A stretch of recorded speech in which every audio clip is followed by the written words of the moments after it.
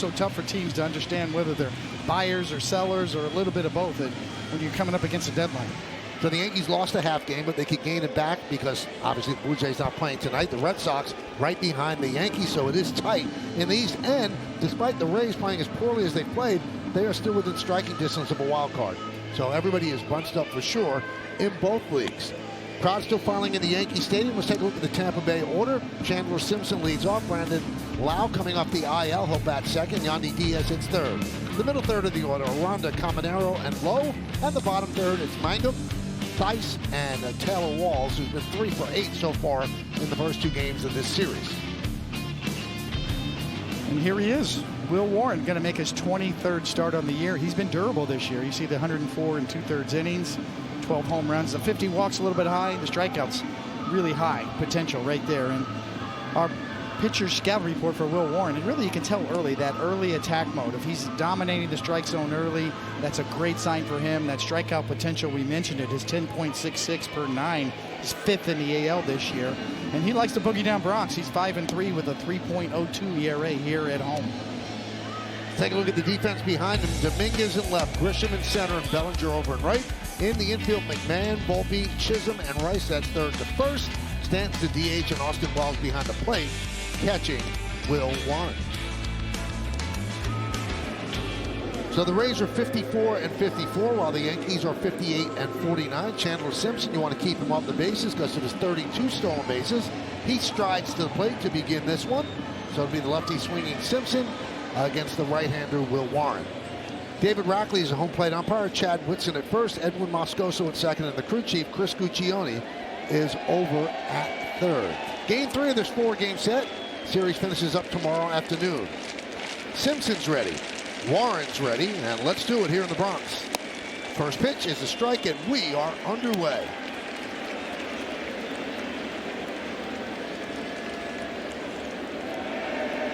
Simpson hitting .321 in 21 games in July.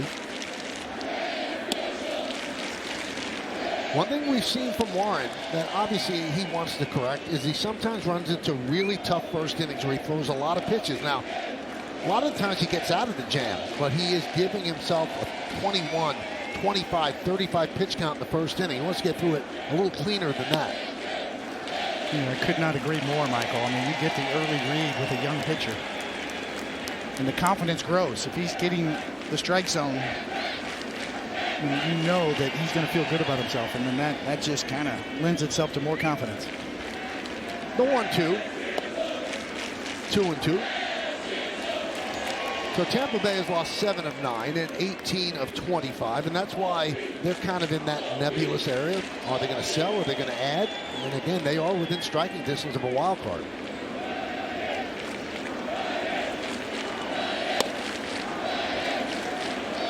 And this is the corrective part of the schedule for the Rays. They played so many home games at Steinbrenner Field early because of this extreme heat in an outdoor stadium in Tampa. They wanted them to be on the road most of the time late, and that's what's going to happen. And sometimes that plays against you, and sometimes it plays for you. 3-2. Volpe makes the throw. 1 away.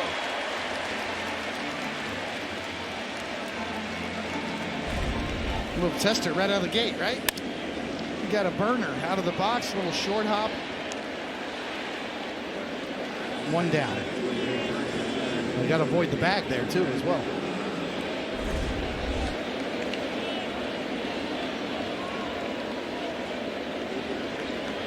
So here's Brandon Lau coming off the IL right into the lineup. Missed 9 games with left ankle and foot tendonitis. Having a pretty good year. Another guy you wonder whether or not they would trade him. He has got some pop in the bat. As you see those 19 home runs, he is coveted. Hard to find a second baseman with that kind of pop. Ground ball, McMahon. 2 down. All right, David, it's time for the keys to the game. Well, we talked about it, Michael, and I agreed with you. It's Warren's command early. We know is the key to him. When you talk about his walk rate, 10.5 walks, 10.5% walks. That's a little high. Major League average is around 8%. The Yankees' approach against Littell, just the opposite. He's a strike thrower, not a strikeout guy. So whether they're aggressive against Littell is going to be interesting. And then hit the refresh button. That's wherever you get your sources for trades. You're going to refresh it, and whichever, whether it's Twitter or X or Major League Baseball trade rumors, you're refreshing that page constantly right now. The 0-1. Waves at that one. 0-2 on Yandy Diaz.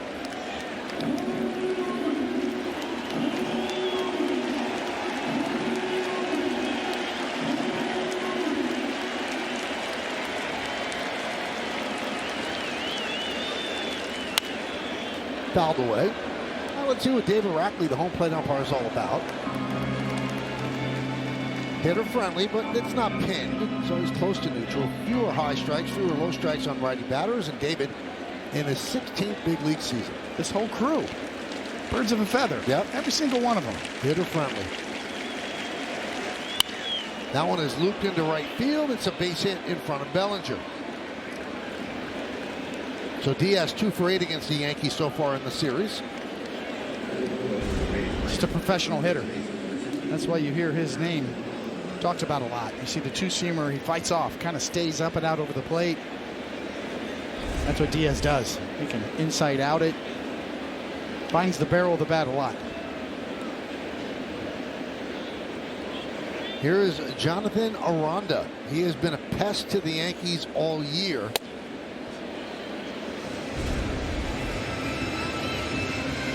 With that base hit by Diaz. We have ump cam tonight. When you learn to be an umpire, you go to ump camp. That's ump cam tonight. 1-1. Aranda in 8 games against the Yankees, 10 for 30, 3 home runs, 6 ribbies, and 6 walks. Just fouled one. I think off his foot. Yeah, that one hurt. It's also starting to rain. Another look. No, not off his foot. Oof.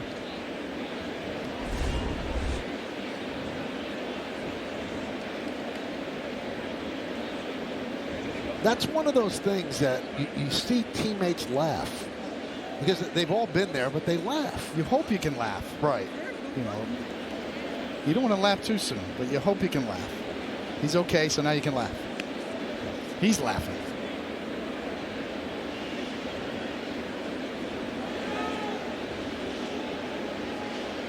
Aranda 4 for 9 in this series.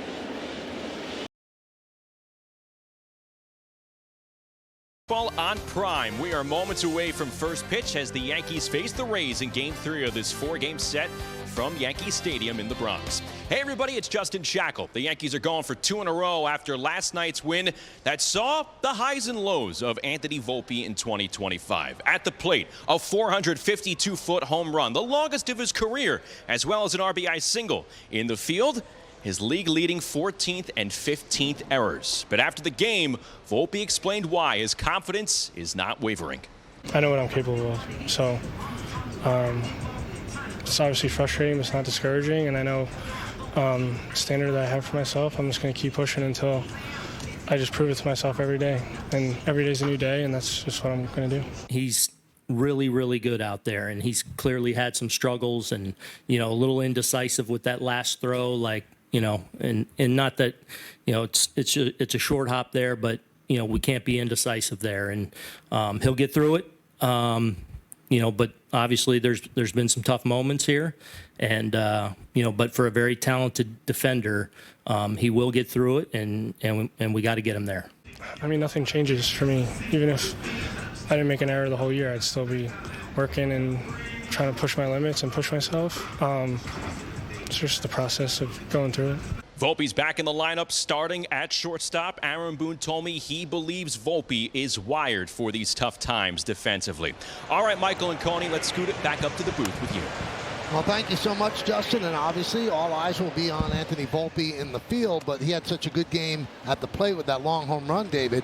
You put him in the lineup again, and the Yankees really don't have a true backup shortstop. You could say Peraza, but Peraza's really struggling offensively. I could not agree more. And I keep thinking about the Philadelphia Phillies fans last year who gave a struggling Trey Turner a standing ovation. And it was spurned on by a super fan for the Phillies. And you know what? I'm make that suggestion too. Maybe the Yankee fans should give Volpe a standing ovation and try to get him going, because he's your shortstop. And as you said, Michael, there's nobody else there right now. So the Yankees are going to try to win Game 3 of this 4-game set. They won yesterday. That was such a big win because the Yankees gained a game and a half on the first place Blue Jays, but the Blue Jays really struggled to win that one game. They had to come from behind this afternoon against Baltimore. So the Blue Jays won that game 9-8, and the Yankees want to keep pace. So this is a big game for them as well. Absolutely it is. You know, and everybody's in it. If you're around 500, you've got a shot because of the expanded playoff format. So that's why it's so tough for teams to understand whether they're buyers or sellers or a little bit of both when you're coming up against a deadline. So the Yankees lost a half game, but they could gain it back because obviously the Blue Jays not playing tonight. The Red Sox right behind the Yankees, so it is tight in the East. And despite the Rays playing as poorly as they played, they are still within striking distance of a wild card. So everybody is bunched up for sure in both leagues. Crowd still filing in the Yankee Stadium. Let's take a look at the Tampa Bay order. Chandler Simpson leads off. Brandon Lau coming off the IL. He'll bat second. Yandy Diaz hits third. The middle third of the order, Aranda, Caminero, and Lowe. And the bottom third, it's Mangum, Tice, and Taylor Walls, who's been 3 for 8 so far in the first 2 games of this series. And here he is, Will Warren, going to make his 23rd start on the year. He's been durable this year. You see the 104 and 2/3 innings, 12 home runs, the 50 walks a little bit high, the strikeouts really high potential right there. And our pitcher scout report for Will Warren, and really you can tell early that early attack mode. If he's dominating the strike zone early, that's a great sign for him. That strikeout potential, we mentioned it, is 10.66 per 9. He's 5th in the AL this year. And he likes to boogie down Bronx. He's 5-3 with a 3.02 ERA here at home. Take a look at the defense behind him. Dominguez in left, Grisham in center, and Bellinger over and right. In the infield, McMahon, Volpe, Chisholm, and Rice. That's third to first. Stands to DH, and Austin Wells behind the plate, catching Will Warren. So the Rays are 54 and 54, while the Yankees are 58 and 49. Chandler Simpson, you want to keep him off the bases because of his 32 stolen bases. He strides to the plate to begin this one. So it'll be the lefty swinging Simpson against the right-hander Will Warren. David Rackley is a home plate umpire. Chad Whitson at first. Edwin Moscoso at second. And the crew chief, Chris Guccione, is over at third. Game 3 of this 4-game set. Series finishes up tomorrow afternoon. Simpson's ready. Warren's ready. And let's do it here in the Bronx. First pitch is a strike, and we are underway.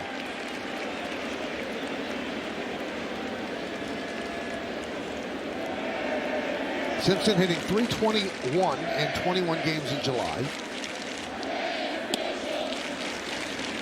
One thing we've seen from Warren that obviously he wants to correct is he sometimes runs into really tough first innings where he throws a lot of pitches. Now, a lot of times he gets out of the jam, but he is giving himself a 21, 25, 35 pitch count in the first inning. He wants to get through it a little cleaner than that. I could not agree more, Michael. I mean, you get the early read with a young pitcher, and the confidence grows. If he's getting the strike zone, you know that he's going to feel good about himself, and then that just kind of lends itself to more confidence. The 1-2. 2-2. So Tampa Bay has lost 7 of 9 and 18 of 25, and that's why they're kind of in that nebulous area. Are they going to sell? Are they going to add? And again, they are within striking distance of a wild card.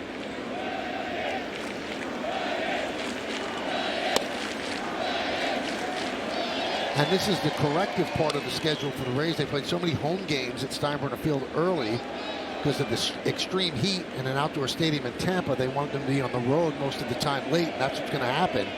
And sometimes that plays against you, and sometimes it plays for you. 3-2. Volpe makes the throw. One away.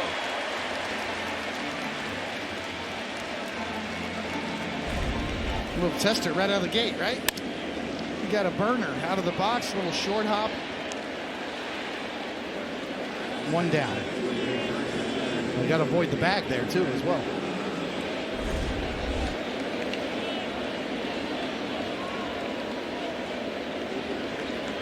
So here's Brandon Lau coming off the IL right into the lineup.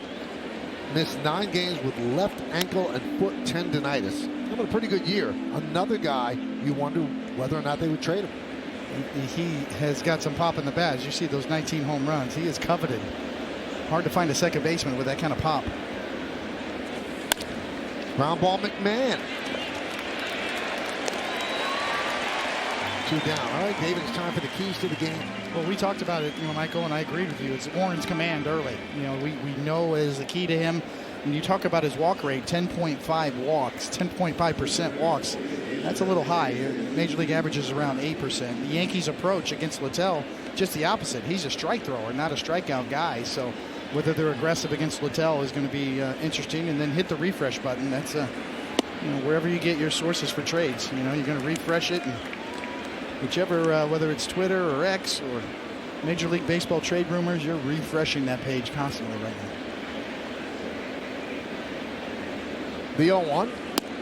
Waves at that one. 0-2 on Yandy Diaz.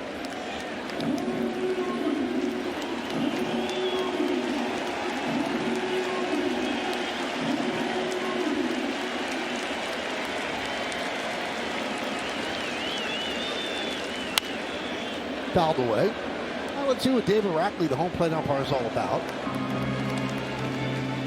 Hitter friendly, but it's not pinned, so he's close to neutral. Fewer high strikes, fewer low strikes on righty batters, and David in his 16th big league season. This whole crew, birds of a feather. Yep. Every single one of them. Hitter friendly. That one is looped into right field. It's a base hit in front of Bellinger. So Diaz 2 for 8 against the Yankees so far in the series. Just a professional hitter. That's why you hear his name talked about a lot. You see the two-seamer, he fights off, kind of stays up and out over the plate. That's what Diaz does. He can inside out it.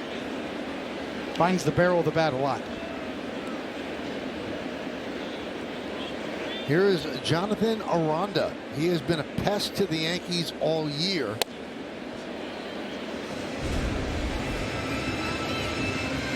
With that base hit by Diaz. We have Ump Cam tonight. When you learn to be an umpire, you go to Ump Cam. That's Ump Cam tonight. 1-1. Aranda in 8 games against the Yankees, 10 for 30, 3 home runs, 6 ribbies, and 6 walks. Just fouled one. I think off his foot. Yeah, that one hurt. It's also starting to rain. Another look. No, not off his foot. Oof.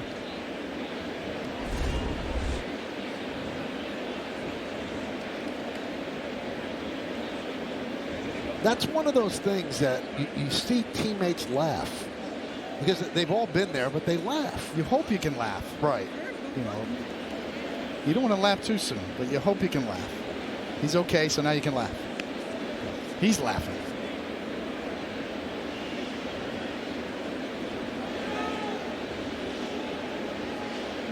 Aranda 4 for 9 in this series. Diaz at first, 2 men out, just underway. 1-2.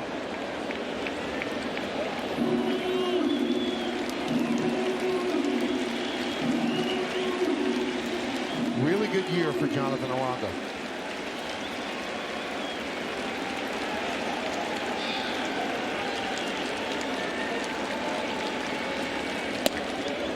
Two.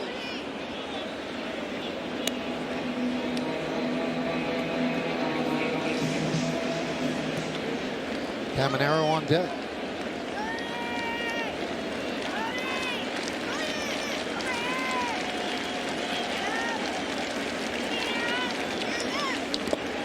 Three and 2. That releases Diaz at first.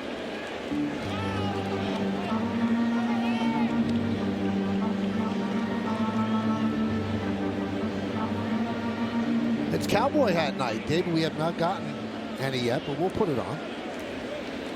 I got to have one of those.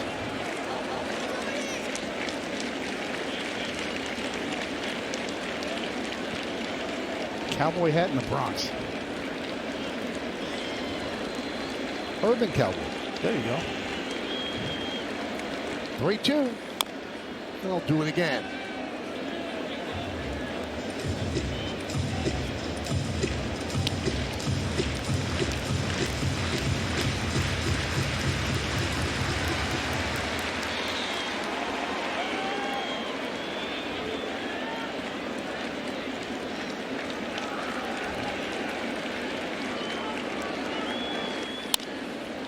Grounded to Chisholm. And that'll do it. So a nice clean scoreless inning for Will Warren. Rays nothing. Yankees come to bat.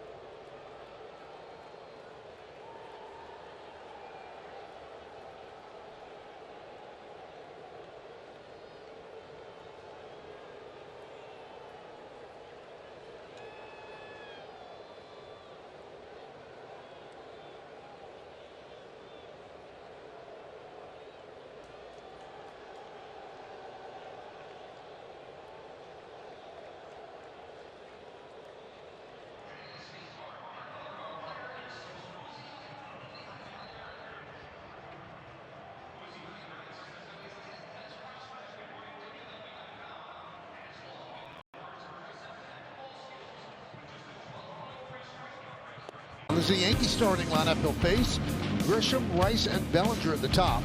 Stanton, Chisholm, and Dominguez, the middle of the order. On the bottom third, Ryan McMahon at third. Anthony won't be at short. Austin Wells will catch, and he will bat ninth. And that lineup is going to face this veteran right-hander, Zach Littell. You can see he's been a workhorse this year. Over 128 innings. Only 17 walks. That really tells the story. He's not a strikeout guy, but he doesn't walk anybody. He doesn't beat himself. Keeps the ball on the ground. And the pitcher scouting report, he is a control artist. Works on contact management, trying to get soft contact. And those innings, he's among the league leaders in innings. That's very valuable nowadays. Defense behind him, Mangum, Simpson, and Lowe, left to right. And it's Caminero, Walls, Lau, and Aranda. Matt Thaiss behind the plate. And Yandy Diaz at DH. Littell can yield home runs. That one's foul back. A major league high 26 home runs, and it's a good matchup for the Yankees. Yankees have hit the most home runs in the majors with 170. And there's Austin Slater, the newest Yankee. High fly ball center field. Simpson makes the play.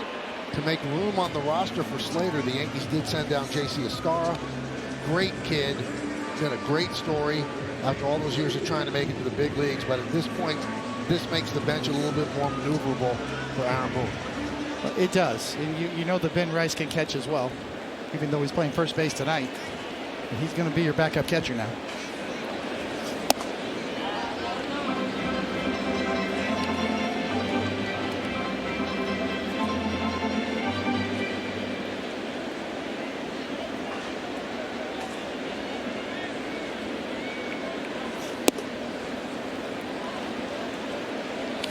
There's the Yankee bench. He's got 4 righties there right now. Rosario hits lefties great. Austin Slater has actually hit lefties very well. Paul Goldschmidt about a .390 batting average against lefties. High fly ball, right field. Simpson back, leaps, and he makes the play. 2 outs. That wasn't going to go out. Perhaps he didn't need the leap, but he did make the catch for out number 2. I thought it was going to go. You can see him jump. And you're right, Michael. That was off of Morgan and Morgan and again.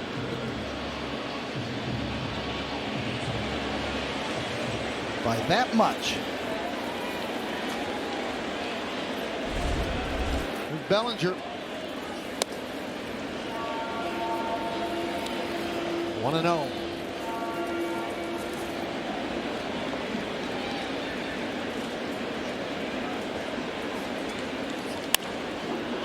Popped up on the left side. Who's going to get it?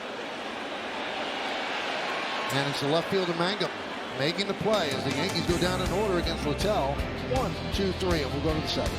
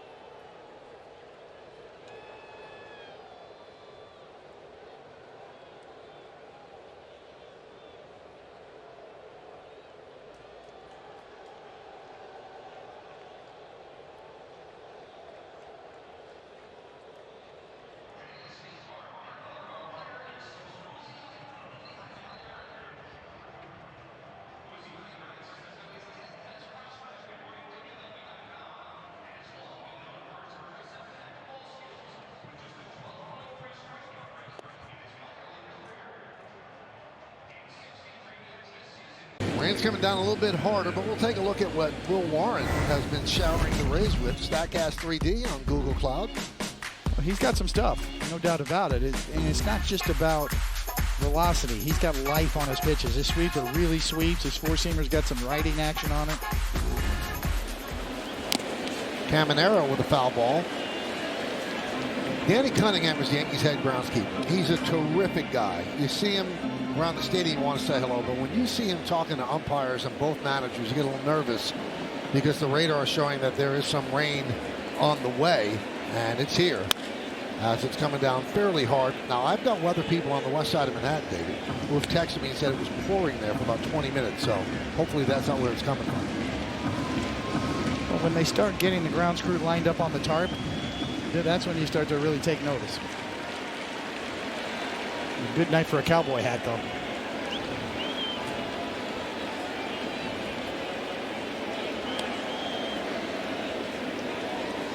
Tough to pitch with the rain coming down like this? Initially, not so bad. But then if the mound starts getting slippery, and it become an issue. McMahon bobbles, regains, fires. That'll be an E5. The first blip we've seen on the defensive radar screen of Ryan McMahon. Yeah, coming right at you. It's hit pretty hard, stays down low, gets handcuffed, and at that point, no chance. And right off the heel. That's why you call it a classic handcuff.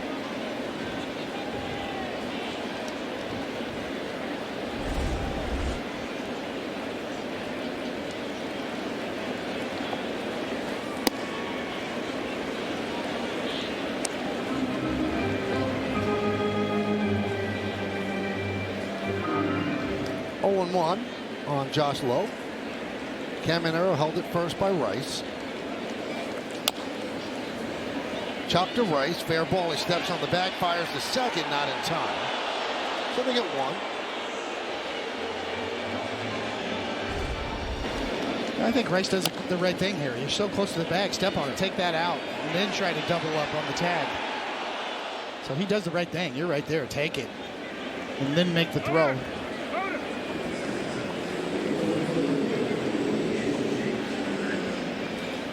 Just hit too softly to get Caminero, and see Caminero kind of run into the line, which is what runners are supposed to do to make the throw harder.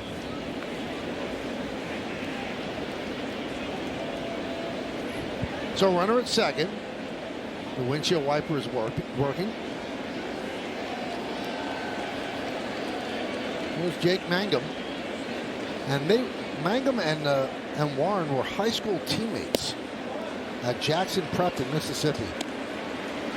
Pretty cool moment for them, I'm sure. It's pretty rare, I'm sure. From Jackson Prep in Mississippi, I'm going to venture to say that's a first.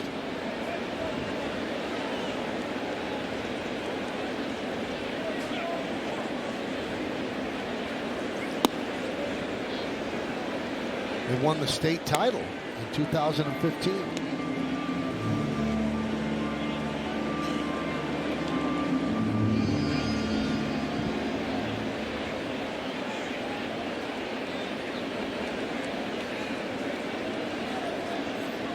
You gotta believe they've talked, right? If we ever face each other in the big leagues, I'm gonna do this, you're gonna throw me this. You would think, right? I think that conversation had to have been had at some point.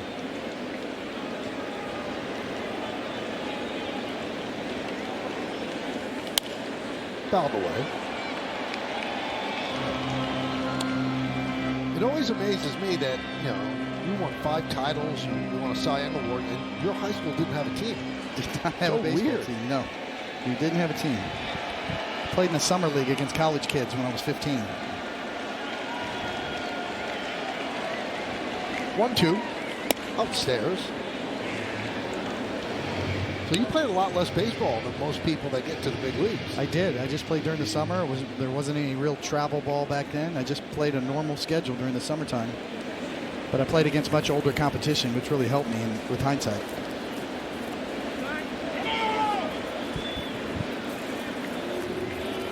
Time called.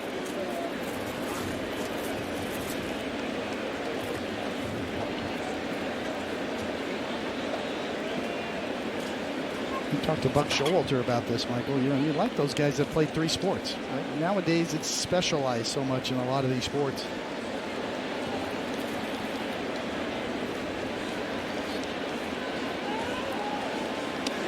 Got him. Caminero leaning, and a perfect throw by Warren to Volpe. Love this. The Yankees do a great job of this, and yes, he's out. No doubt about it. Well timed. Perfectly executed.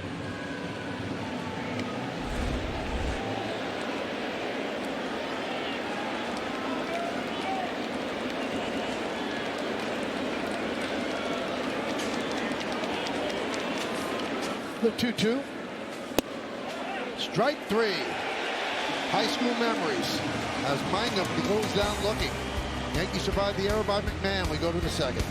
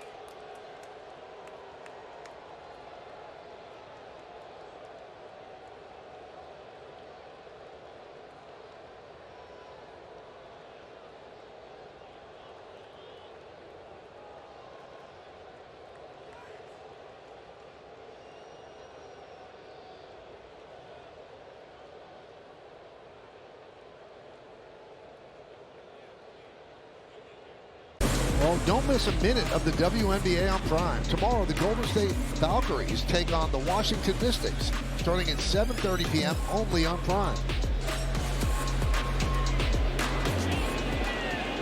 The pickoff at second base, the 15th time a Ray has been picked off, the most in the major leagues, and they run a lot. Stanton takes a strike. A couple of hours before the game, Stanton working in right field, getting some reps in the outfield as he's trying to decide whether or not the body will stand up and be able to have him do that. And also taking some fly balls and line drives out there. Aaron Judge wasn't throwing the ball in. He would flip it to somebody next to him. Doesn't want to strain the flexor tendon, but he's, you know, staying in shape, keeping his legs right.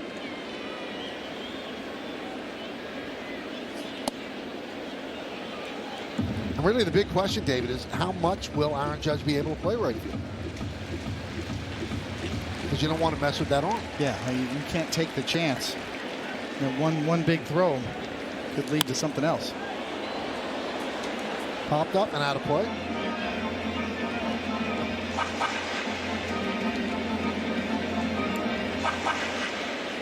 That's what makes a guy like Cody Bellinger so valuable, that he can play. His defensive versatility is so important.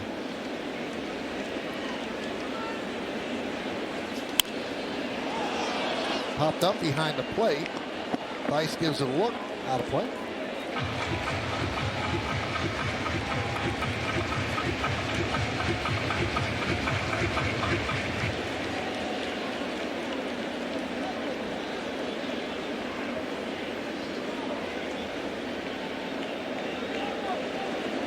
Stanton, Chisholm, and Dominguez. Strike 3. Giancarlo down looking.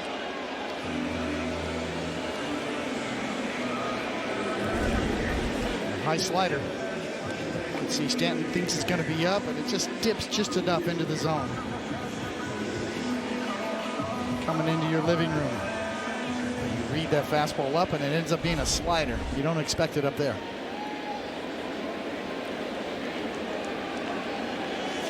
Chisholm swings and misses. Chisholm 0 for 7 in the first 2 games of the series.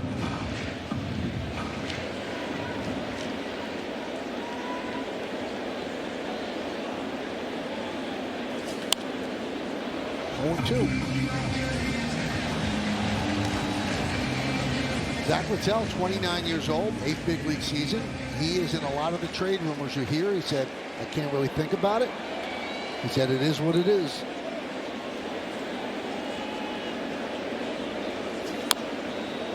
This is one of that cliche that's broken out that it bothers me, David. And they go, well, I don't worry about things I can't control. Well, those are the things I worry about. That you can't control it. Right. If I can control it, I'm not worried about it. But players always say that. Can't worry about things you can't control. Classic Marcus Aurelius, stoicism. Yeah, Stoic. You.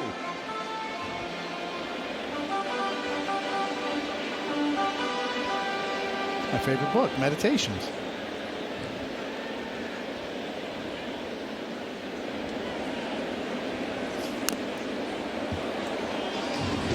I saw a clip of Jerry Seinfeld talking about Marcus Aurelius. I don't know if you saw that. I did see that. I did. He said Marcus Aurelius had it right. He said, don't worry about what people say about you. He said, we're all going to be gone one day. It's a big deal. Doesn't matter. Yeah, it doesn't matter. The 0-2. Swing and a miss.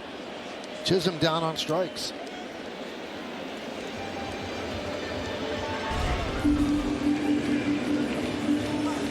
It's kind of almost, a cutter spin to that, a high slider. He throws a lot of high sliders.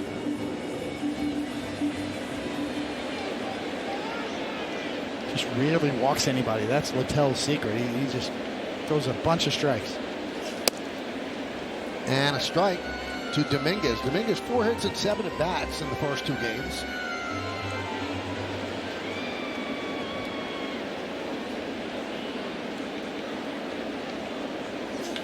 Line drive right field. Lowe reaches up to make the play. Dominguez hit it hard, but right at Josh Lowe. Yankees go down in order. We'll go to the 3rd.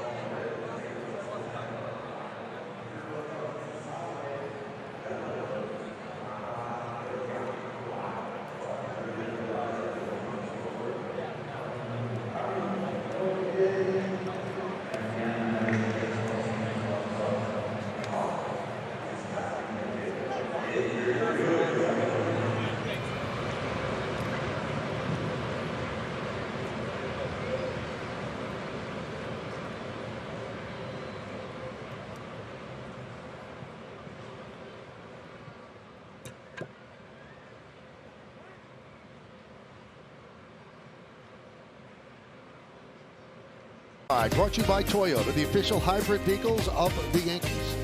Tonight's picture is of the Torok family, who have 3 generations of Yankee fans celebrating Eddie's 5th birthday. Happy birthday, Eddie. Use the hashtag Toyota Pinstripe Pride and post your picture on social media to reflect your love for the Yankees, and we might spotlight you in a future game. There's your boat, David. You like boats? That was a big boat. That was a big boat. There's whales in the Hudson River nowadays. You seen that? I have not seen. You could go out and do whale watching in the New York Harbor.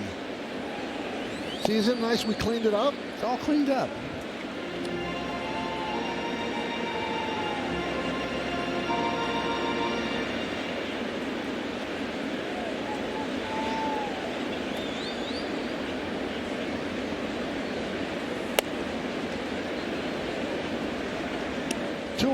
It'll be Theis, Walls, and Simpson. 8, 9, and 1 for the Rays here in the third inning.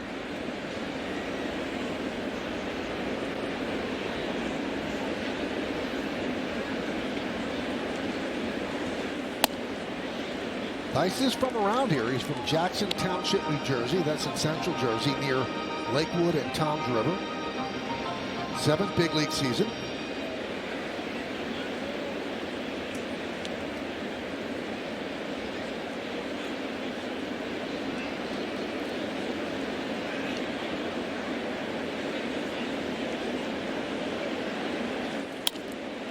Fly ball right field. Bellinger will make the play.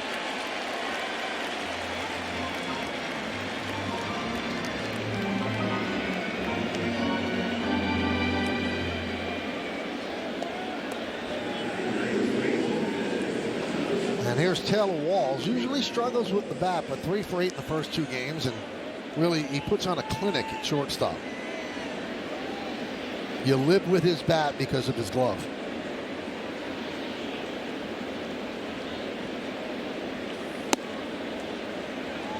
Oh, and 1. Good early signs from Will Warren, throwing a lot of strikes. 23 strikes out of those 34 pitches. 0-2 on Walls.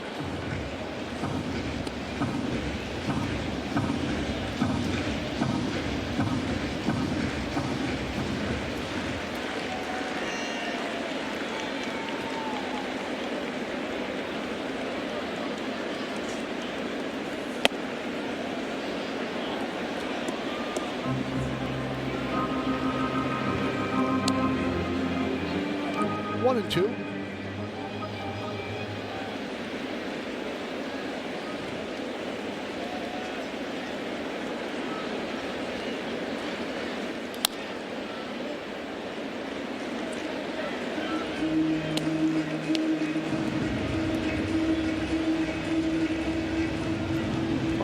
Part of the issues for young pitchers is figuring out your formula. How you going to finish off left-handed hitters.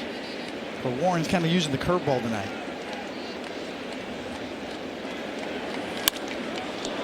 Fly ball, right center. On the run is Grisham, and he's not going to get it. It's going to bounce into the Yankee bullpen for a double for Walls.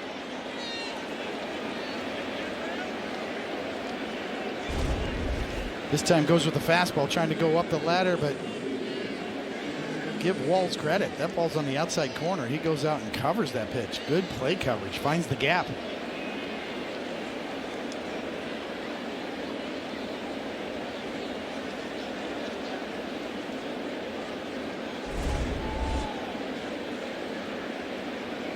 So now 4 for 9 in the series. And here's Chandler Simpson.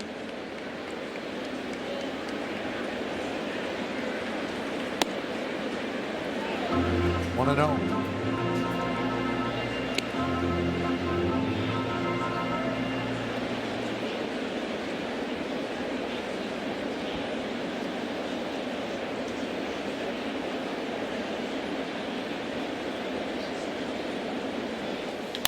Grounded and grabbed there by Rice.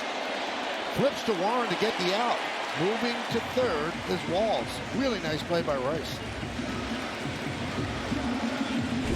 Good job on both ends here because Simpson can fly. So Warren, you got to get over there. But first of all, Rice with a nice play. Nifty little backhand, and then you got to be there with if you're Warren, and he is. Because that guy can fly. Warren's a good athlete.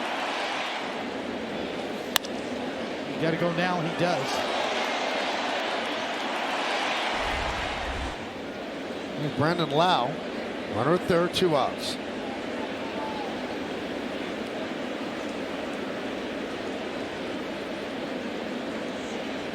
just activated off the 10-day IL. He missed 9 games.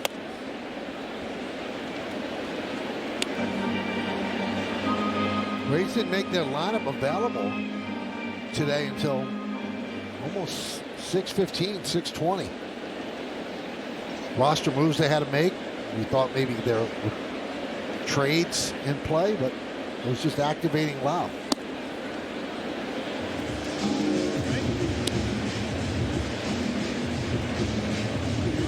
Trade deadline is 6 p.m. tomorrow. A lot of action in the National League East.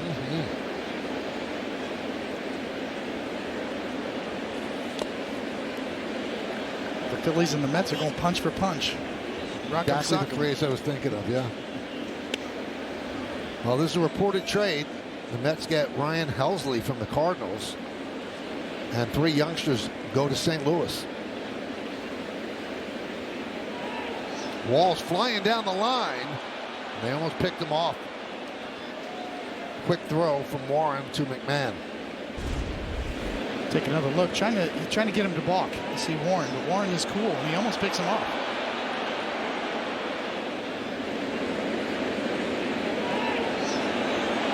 A guy named Beazer for the Mets did that to me, and I balked back in 1997, the Subway Series.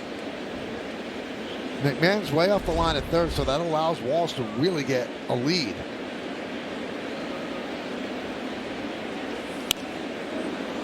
Two and two. Now the Phillies got a big-time closer from the Twins in Duran, and they sent one of their top pitching prospects, one of the top pitching prospects in all of baseball, Nick Abel and Eduardo Tate. And remember, they're getting David Robertson too, who they signed as a free agent. And they'll get Alvarado back. Remember, he was suspended for PED use, but he's not able to pitch in the postseason. So it can help them get there. But part of the suspension is you cannot pitch in the postseason.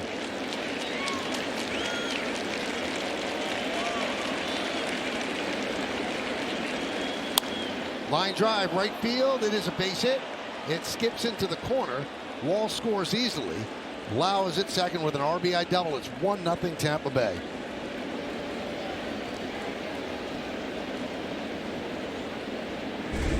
Mentioned, what Will Warren's going to do to get tough lefties out. He goes to the curveball again, and this one just kind of stays on the plate a bit.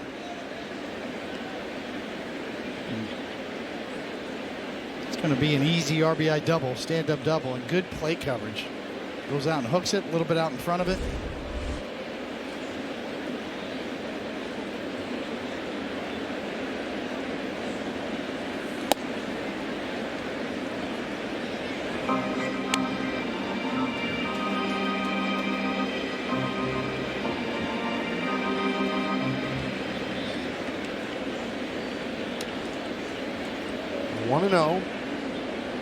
On Diaz.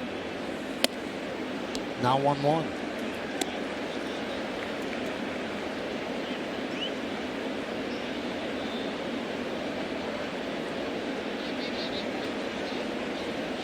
Since June, Diaz a .333 hitter. He's 33 years old, 9th big league season. He's going to turn 34 August 8th.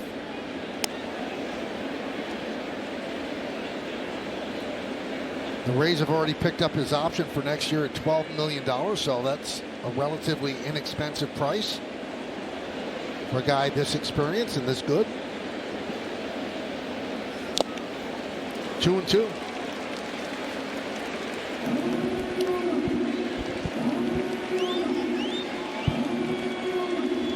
Aranda on deck.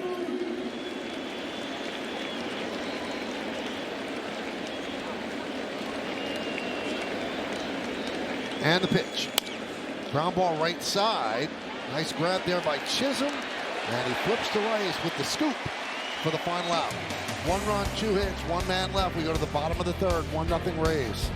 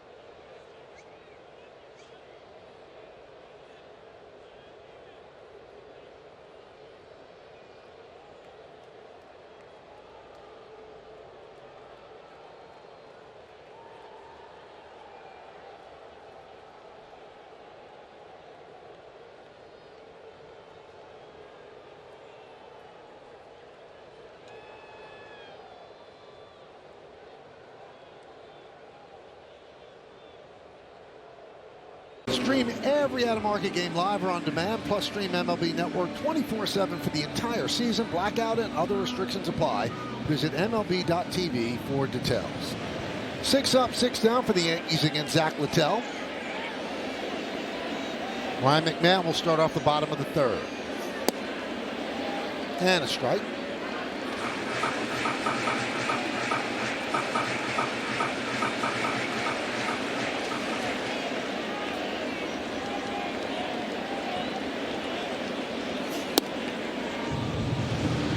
Oh, 2. Well, the Yankees get McMahon. The Reds surprise people by getting Ke'Bryan Hayes from the Pirates. Where does Suarez end up? People still need third baseman, so that's one of the last pieces, at least at third base, that people are expecting to move. Had a little bit of a scare with him as he got hit by the pitch, but he turned out to be okay. I think he's even back in the lineup. Yeah, he was in the lineup this afternoon.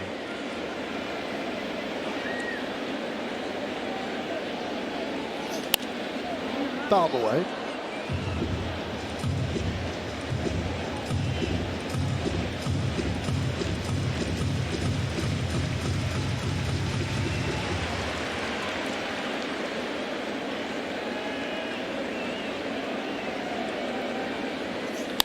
Line drive, it is a base hit down the right field line.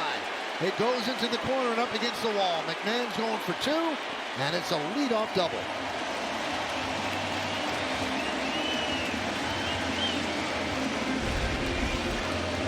Well, another look.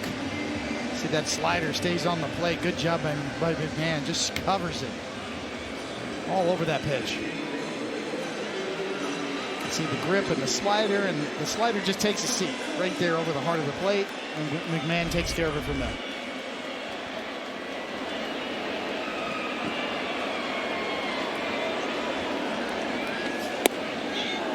Volpe takes upstairs.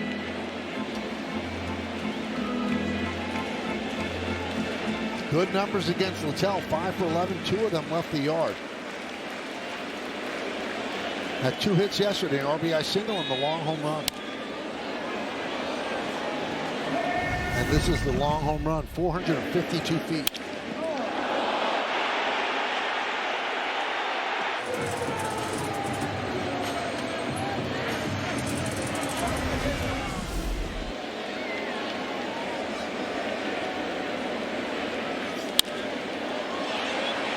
Popped up on the right side. Lau puts it away, and that does not move McMahon to third.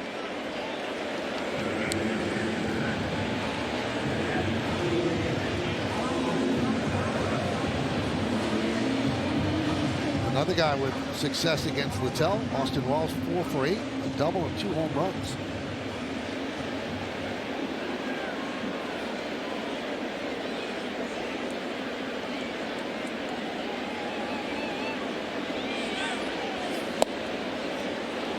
Oh, and 1.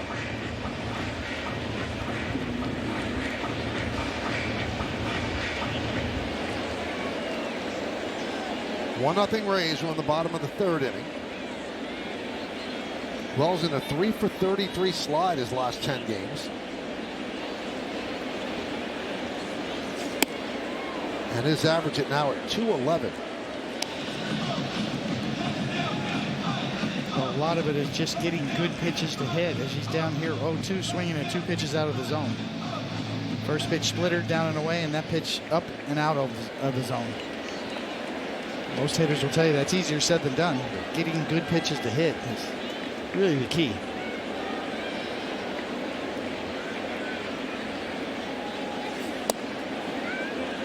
One, 2.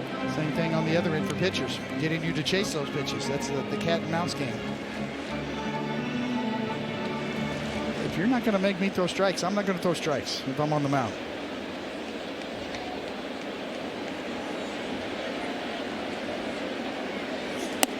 And he swings and misses.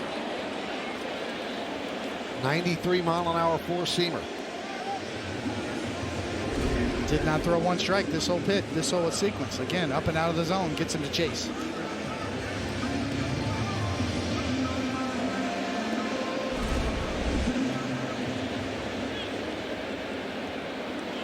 Here's Trent Grisham.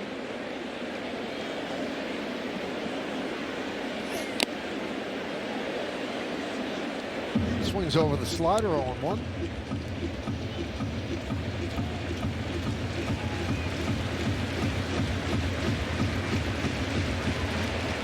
Last year was Littell's first full year as a starter.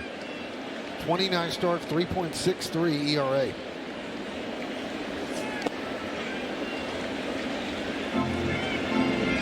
He's already over 130 innings this year. And over it here tonight. So yeah, that's valuable. Even though in today's game you really put a premium on strikeout type pitchers, and he's not. But he does eat up a lot of innings. He knows what he's doing, and his walk rate is exceptionally low. Only 17 coming into this game. And those 131 innings now. It's funny, he's a converted reliever, and we're seeing a lot of that. You see across town with Clay Holmes. And sometimes those guys run out of gas. They lose some steam toward the end of the season. But last year in his final 9 starts, 1.82 ERA.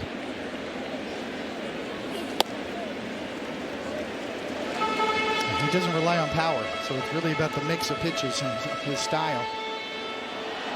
And Tampa Bay saw something, David. They picked him up off waivers in May of 2023 from the Red Sox.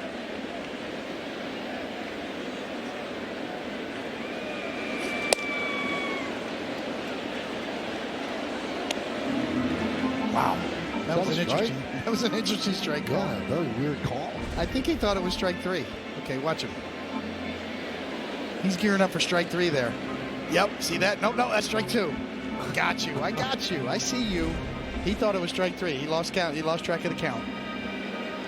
He was loading up for the chainsaw. He was.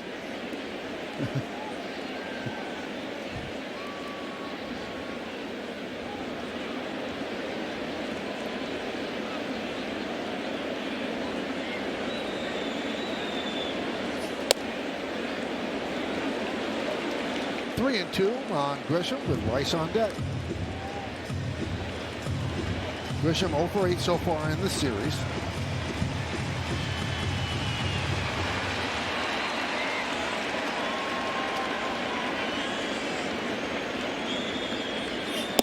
And there's a walk.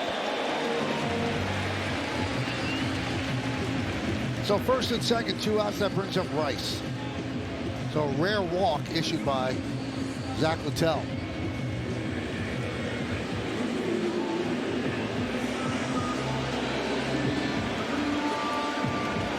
Rice drove Simpson back to the wall in right center. Simpson made the catch. That was in the first inning. And a strike.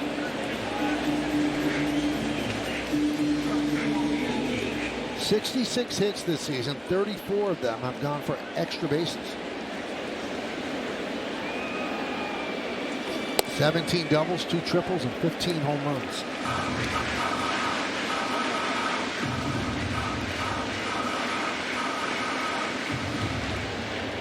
McMahon at second, Grisham's at first. Yeah, he's got a lot of good at-bats this year. Hits the ball hard.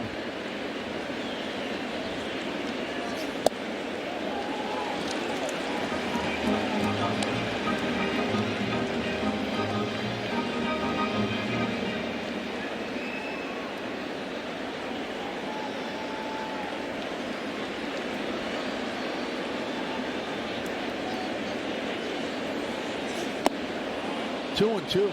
Good splitter. A veteran pitcher, not going to give in. The thing that makes this splitter so good is that it's right over the heart of the plate. See, that looks like it's down the middle, even though you say, hey, that ball's in the dirt. But coming in your living room, that looks like a fastball right down the middle, and then it dives late, right over the middle of the plate.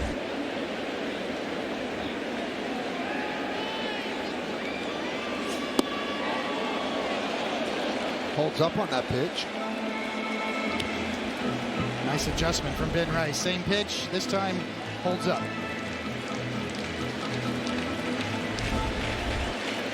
So now the runners will go. 3-2, 2 outs. Bellinger on deck. Fouled away.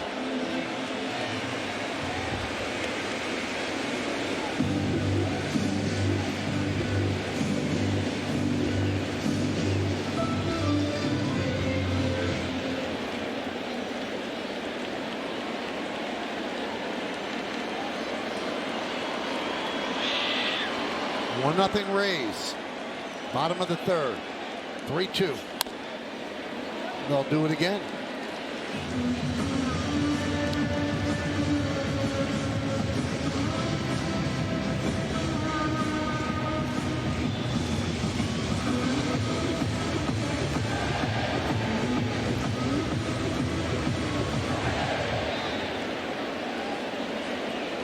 .46 pitches for Littell.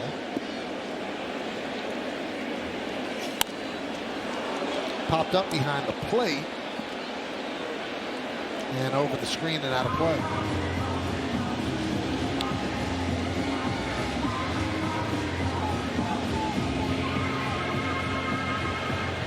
Next pitch will be the 9th pitch of the at-bat.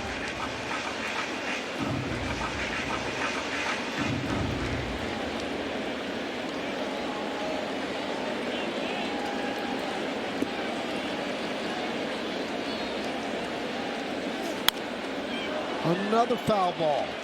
I saw an at bat yesterday in the Met-Giants game, or Mets-Padres game. Jake Cronenworth, a 14-pitch at bat against Manaea, and then Manaea's on a strict pitch count. That got him knocked out after the 5th inning because of that at bat. So even if you make it out, it does have an effect. Yeah, Ben Rice has done this all year. He gets good at bats.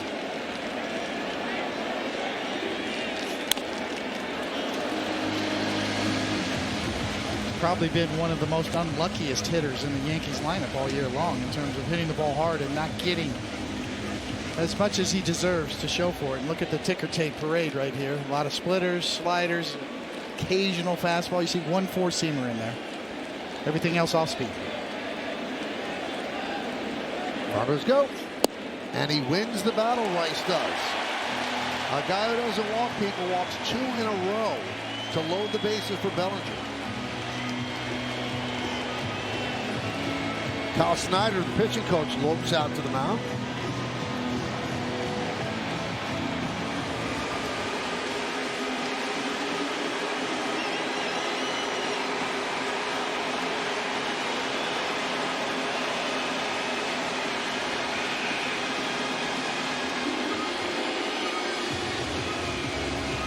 Well-respected pitching coach. Tampa Bay gets the most out of its pitchers. This is a guy who's picked up off waivers, so Snyder's a big part of what they do. And we joke because he makes a lot of trips to the mound, and then we're going to follow him off because it's that purposeful stride. No hurry. Right there with him. Right there with him every step of the way. You go, Kyle.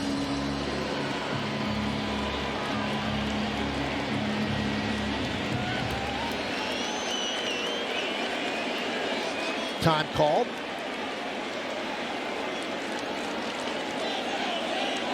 This will be the 30th pitch of this inning for Littell, about to be delivered.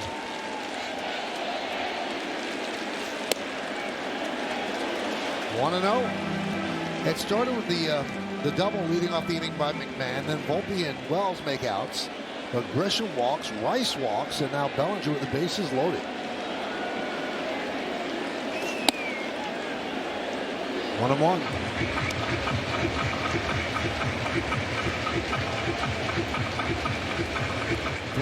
.3 walk percentage leads Major League Baseball, and the Yankees lead Major League Baseball in walks.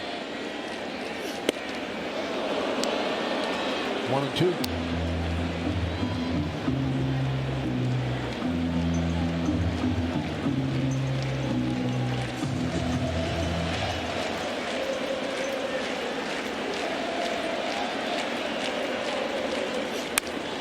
Ground ball, Walls. And he gets Bellinger for the final out. So the Yankees battle, but they leave the bases loaded. We'll go to the 4th. It's 1-0 Rays.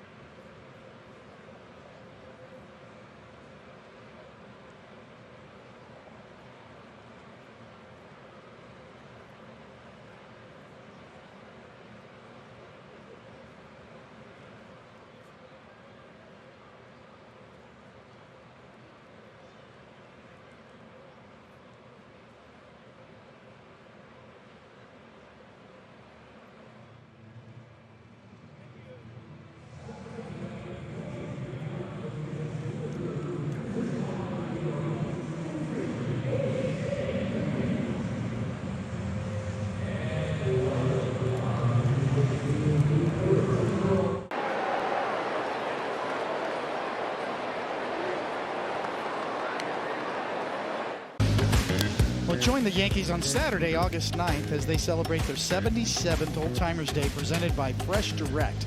This year's ceremonies are highlighted by a reunion of the 2000 World Championship team. So, arrive early and see your favorite Yankee legends put on the pinstripes again. Tickets are going fast, so get your tickets today at Yankees.com.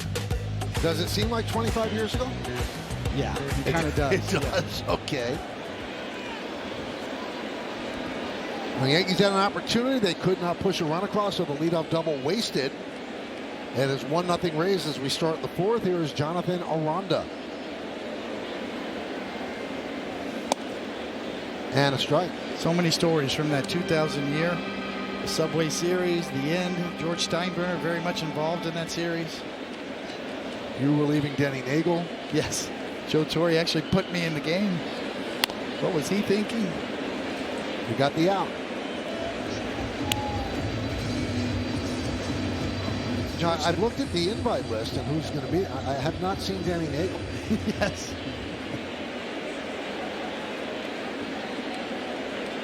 The 0-2. 1-2. George Steinbrenner sat in during that World Series on every meeting. The hitters meeting, he was right over Chris Shambles' shoulder. Had the scout report in his hand. Pitchers meeting right over Mel Stottlemyre's shoulder. Going over the hitters reports.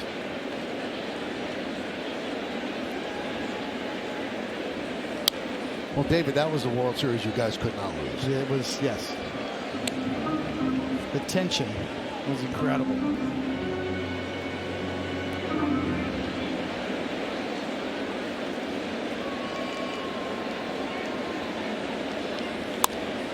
That one is scooped into right field. It's a base hit. Let's relive your moment. Coming in out of the bullpen to face a Hall of Fame. Yeah, with 2 outs in the 5th inning. Nobody on base. Posada called a fastball in. I said, okay, you sure?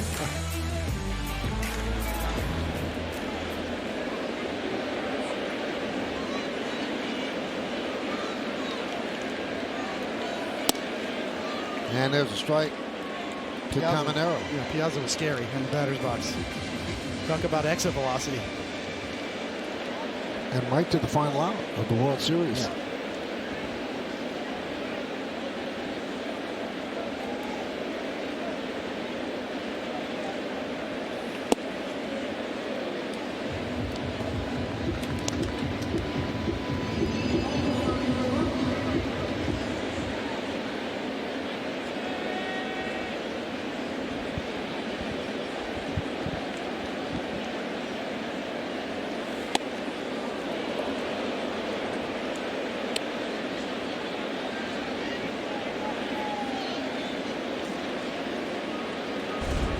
He almost swung at this.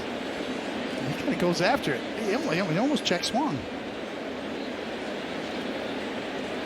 I mean, that's the reaction because he's going to get it, and then all of a sudden he's got to get out of the way.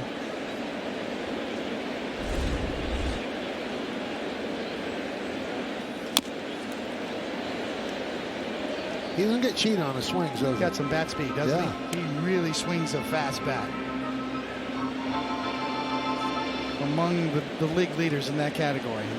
Third best bat speed in baseball. Stanton's first, O'Neill Cruz is second. You can see it. He really whips it through the zone.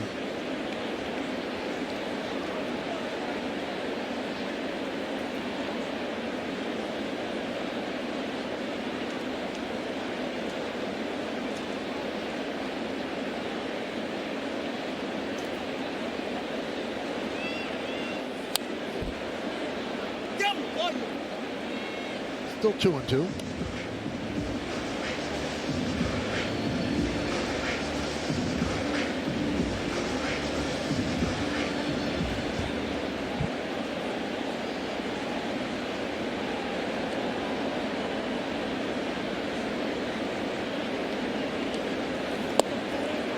Three and two.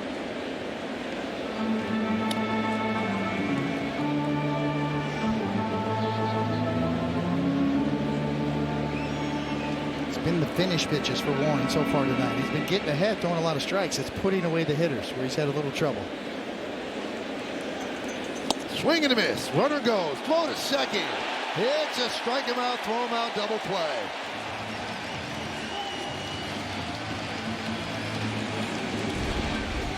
It goes with the sweeper, comes in the front door.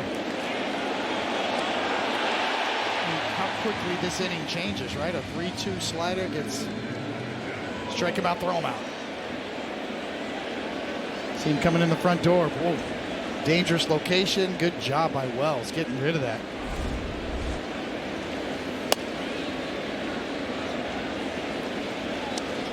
One and 0 on Josh Lowe.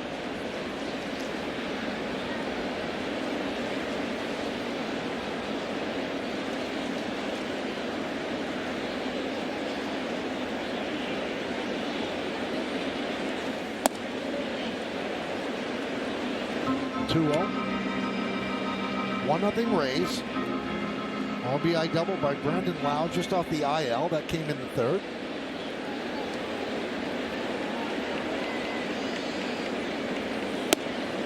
Three 0 on Lowe.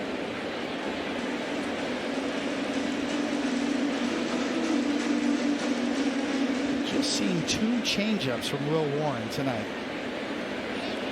That's a pitch I think is important for him, especially left-handed batters. Swinging 3-0, foul the bat. Hunting a heater, and he did not square it up. Yep, good swing.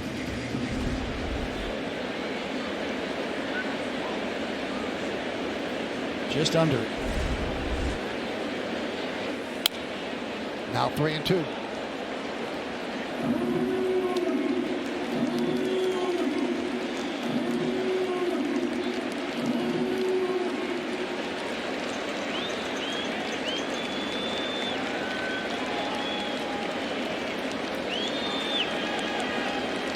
And the payoff. Walk him. Now we always talk about the sequence in the 2000 World Series. Nobody's on base, 2 outs in the 5th inning, and Joe Torre is coming out to get Denny Nagle. Denny could not believe it. And they called on David Cone. And this is how he did it. I didn't believe it either. Yeah, it was a spot to be a strike. So he took a strike right down the middle, and then, you know, a couple of sliders that I was able to get him to pop up. We just got a text from Mike Borzello, who's our bullpen catcher. Said that was the last time he warmed me up. You know, he went on to become a great coach. The Cubs for a long time and their run there. And he texted me back and he said, "Yeah, I know, you had nothing." Look at that look on Denny's I face. can't believe I'm in that game. He can't believe I'm in that game. He's 1 out away from registering to become a winner. He'd be on the winning side of the ledger at that point if he just gets through 5 innings.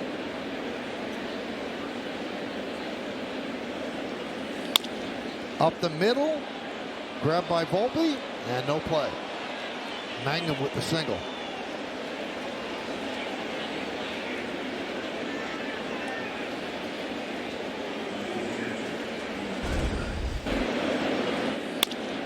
Yeah, I mean, once Volpe gets to that side and is running away from the throw, there's no chance.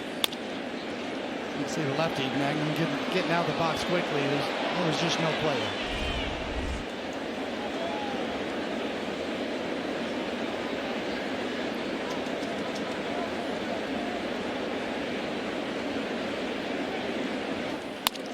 Ground ball off the bat of Theis. And Chisholm makes the play, and that will do it. No runs, 2 hits, and 2 men left on base. We're at the bottom of the 4th inning. It's 1-0. Tampa Bay.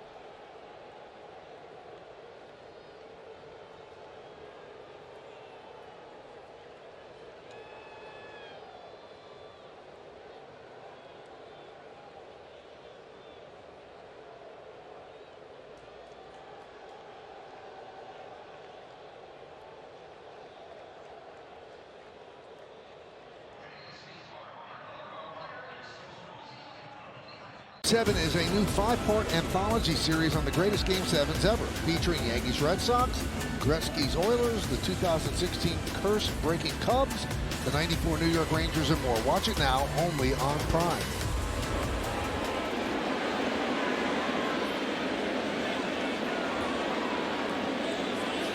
Last time up, Stanton struck out looking. And we're noting that because it was his 2000th career strikeout.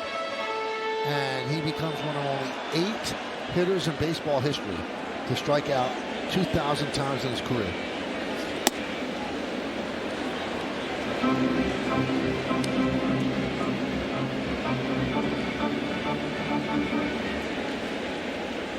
Stanton got yesterday off, having played in 8 of the previous 9. 1 and 2. 2,000 strikeouts. If he gets to 500 home runs, that's okay. Yes. How many did Reggie strike?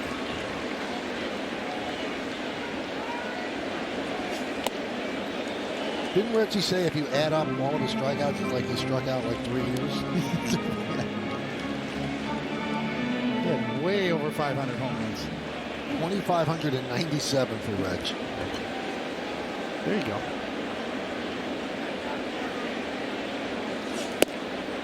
Reggie struck out in style. Down on one knee, helmet flying off of his head. When Reggie swung and missed, the crowd went, ooh.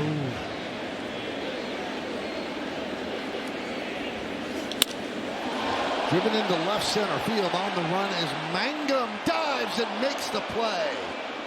Taking an extra base hit away from Stanton.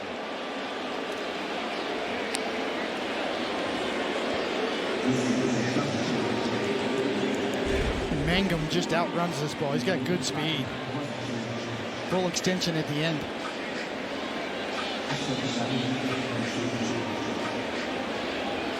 And that's a highlight reel play.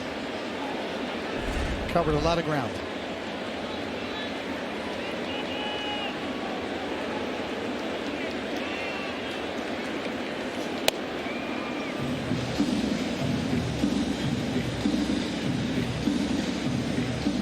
Just a 35% catch probability. That shows you the speed of Mangum.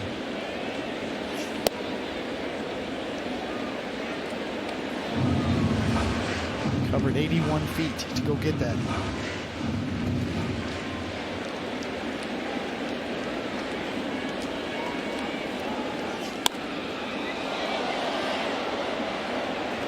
Fouled away into the upper deck. 1 and 2.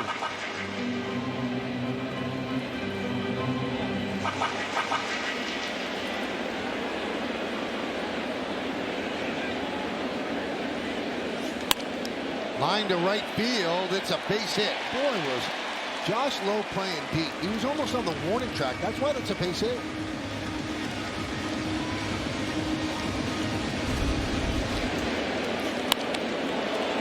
That is a good point, Michael. Jazz Chisholm goes out and hooks that splitter. You see the split finger grip right here. Kind of stays up, tumbling. Goes out and hooks it.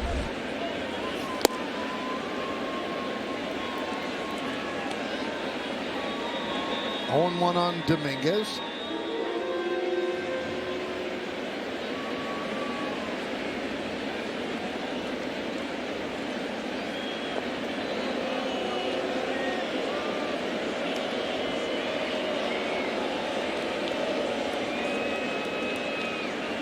It's kind of the philosophy of playing right field here at Yankee Stadium, right? Should you play shallow? Because any fly ball over your head's probably gone. You know, where he was playing, any ball over his head's out. He's playing deep. Wasting real estate. Continuing to play deep here.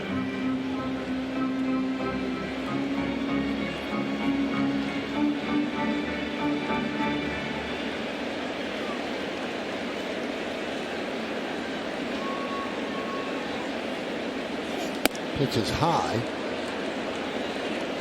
See Jazz Chisholm at first base. He has 10 stolen bases. He's gone 39 straight games without a stolen base. Last one was June 10th at KC. Kind of hard to believe.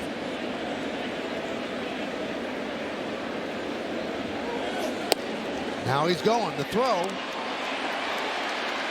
and we willed it into existence. Stolen base for Chisholm. Just all over it. James Smythe up here in the booth. Michael Kay. That streak is over.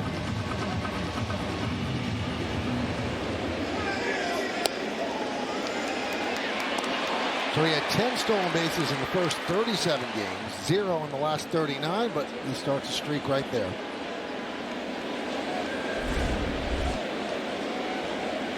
So runner in scoring position.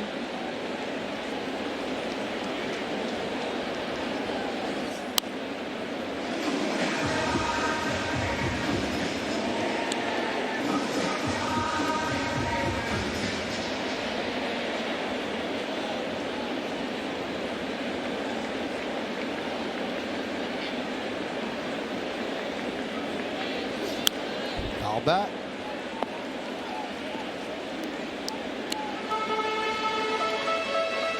Bottom of the fourth inning, it's 1-0 Tampa Bay. They've made Littell work. 70 pitches right here. High fly ball. Simpson makes the catch, tagging Chisholm, just draws the throw.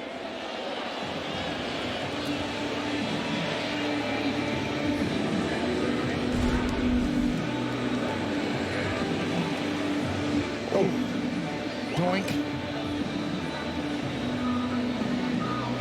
How polite Dominguez. Yeah, well, that was a direct hit. You know it.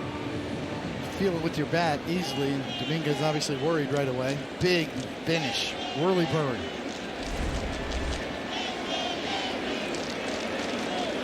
Runner goes. Another stolen base for Chisholm.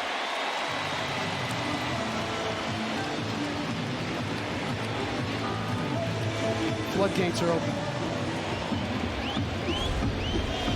It's there for the taking, and he takes it.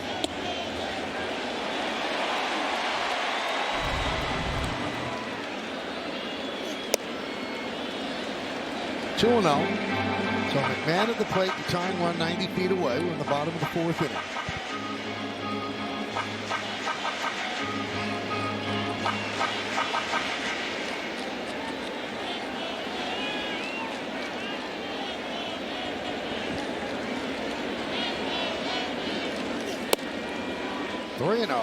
Won't be on deck.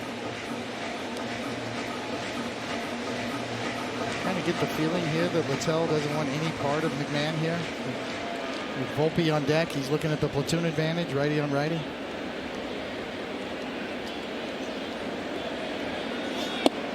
And a strike. When you're facing somebody like Littell, he pitches off of his slider. Only throws his fastball about 30% of the time. Kind of leads with his slider most of the time. 3-2. Slider splitter there. 3-0, 3-1. You mentioned his success over the last couple of years since coming over with the Rays. That's really it. Throwing less fastballs and more off speed.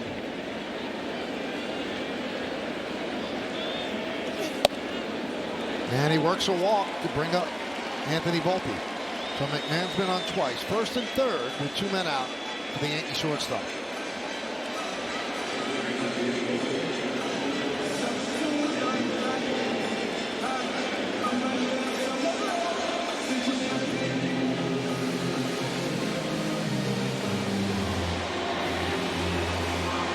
A meeting on the mound.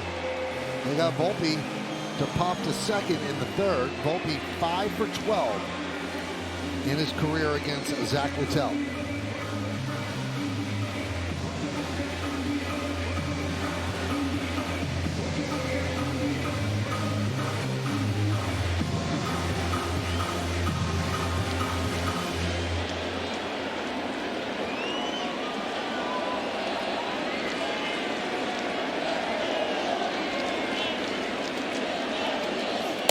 A little bit of a bluff at first by McMahon. Like he was going and stop. 1-0.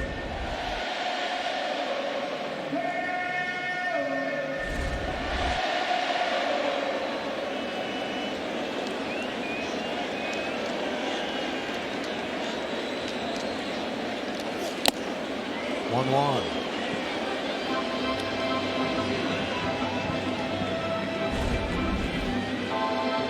Challenging him up and in. Top of the zone.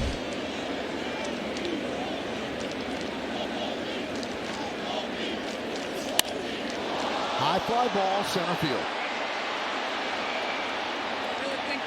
Simpson puts it away, and the Yankees lead 2 runners on base. We played 4 in the Bronx. It is 1-0 Tampa Bay.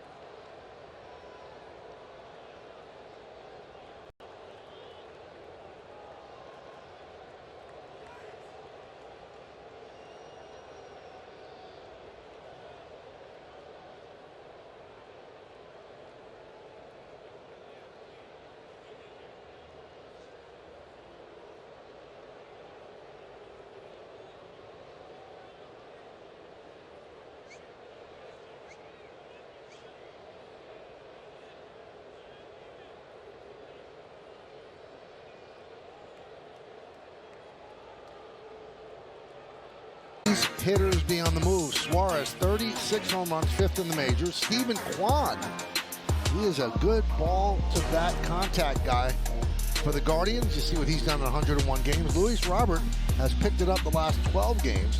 Ryan O'Hearn has really had a nice season for the Orioles. He just took 3 out of 4 from the Toronto Blue Jays.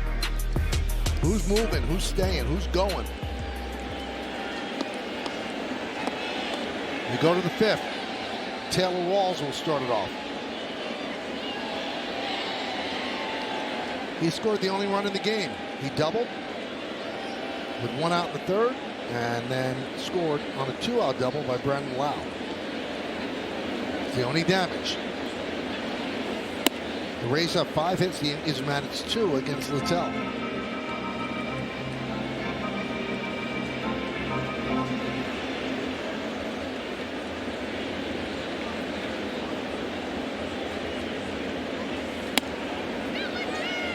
Wow. Where was that? Just right there.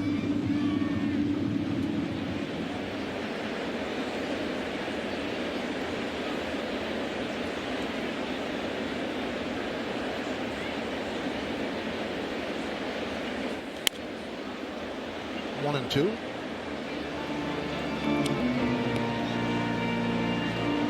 Really big crowd on hand here on this Wednesday evening in the Bronx. Really wanted that cowboy hat.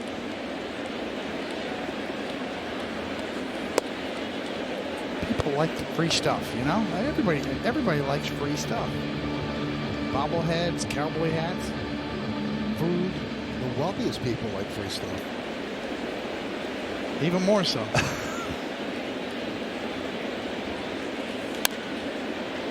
Popped up. McMahon puts it away.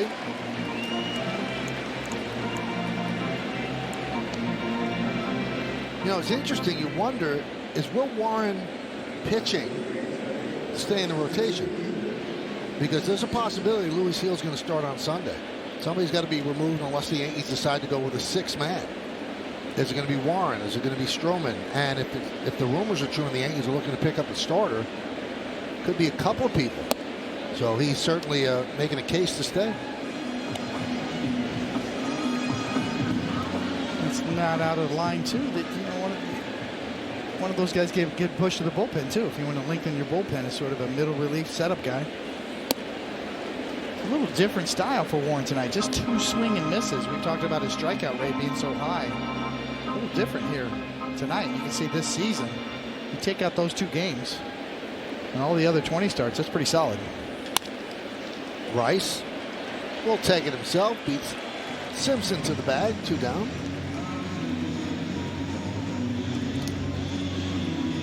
We're used to seeing Will Warren with a lot of swings and misses, a lot of strikeouts, but not tonight. A little different.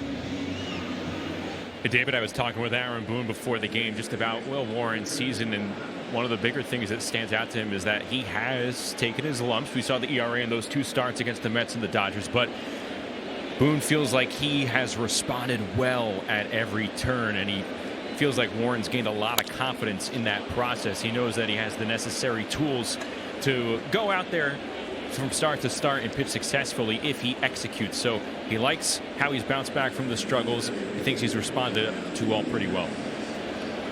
Well, if you consider Justin and David, he's supposed to be in AAA this year. Now, he made it, a couple of starts last year, but his progression was to be in AAA this year. But did you know that Cole was going to go down? Did you know Hill was going to go down? That Stroman was going to go down after a couple of starts? So he stepped in and really acquitted himself nicely.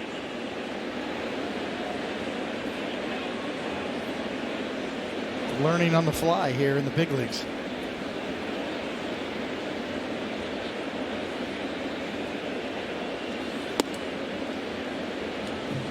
So Lau's single, the 6th hit against Warren.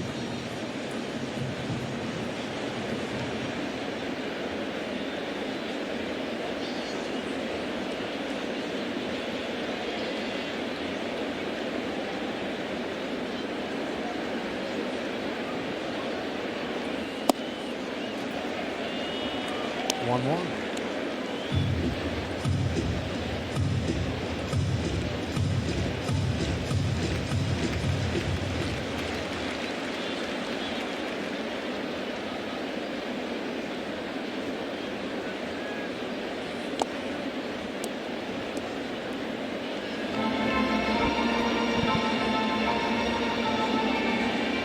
One of the keys to Will Warren's success with this fastball is throwing 2 different kinds, the 4-seamer and the 2-seamer. Sinker gets good movement. It's really not about velocity with Will Warren, averaging 93, 94 miles an hour, but the movement really sets up everything. 2-2. See right there off of each other, the sinker and then the 4-seamer kind of fools Diaz right there.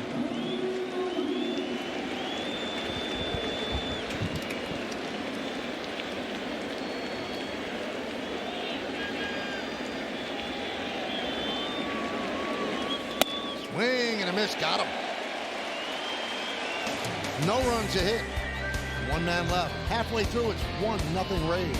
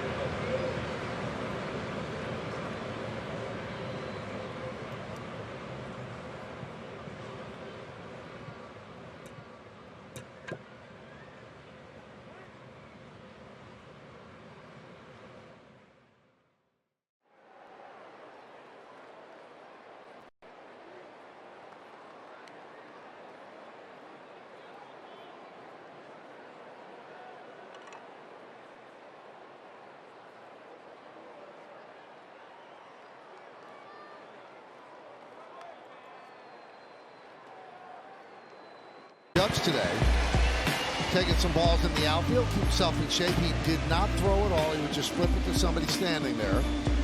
Then he made a lot of friends, signing autographs, sporting that Sabathia t-shirt. Damian Priest of the WWE took a picture with him, and then Logan Paul, who he towers over. Towering fly ball right side, Wells. And low at the catch. Well, we got the hats, David. What do you think? All my exes live in Texas. Really? That's the only state. Charlie's here keeping stats today, and James looks great in his cowboy hat.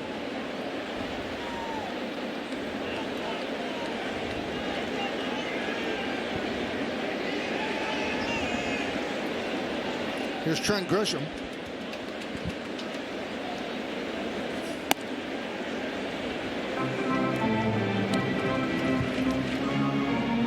We got the same size hat, and it fits you? They both fit? I've told you 1,000 times, David, I have a normal size head. I have a long face. There's the proof right there. We're wearing the same hat right now. Lined and a foul ball.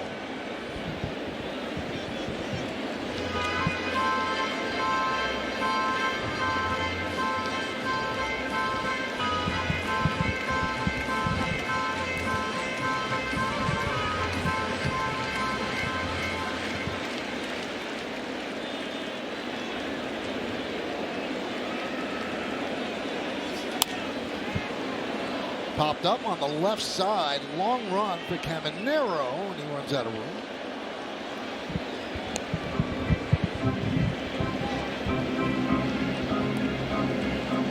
Boston's won today 13-1 over Minnesota. Toronto came back to salvage the final game of the 4-game set, beating the Orioles 9-8.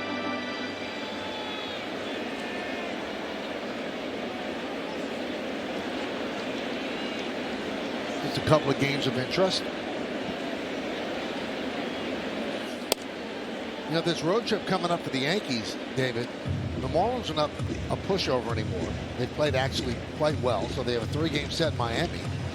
And then the 3 games in Texas loom very large for a wild card. The Texas is playing much better as of late, and they have good pitching. Grisham down looking.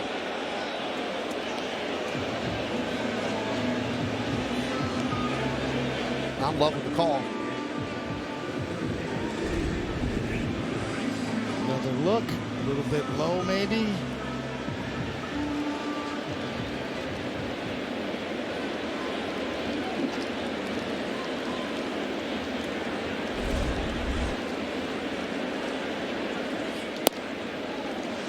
One 1-0 on Ben Rice. 2 down here in the bottom of the 5th inning.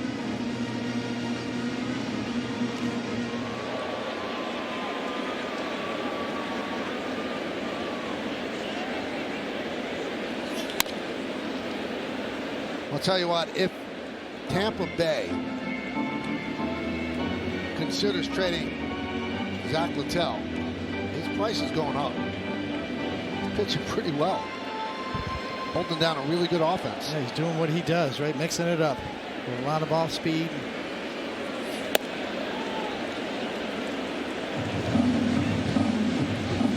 So here's the wild card race right now. Yankees are the first wild card, Red Sox right behind, and the Mariners are the 3rd wild card. Rangers 1 game behind, then the Rays, despite a .500 record, 3 games back, and then the Royals 3.5.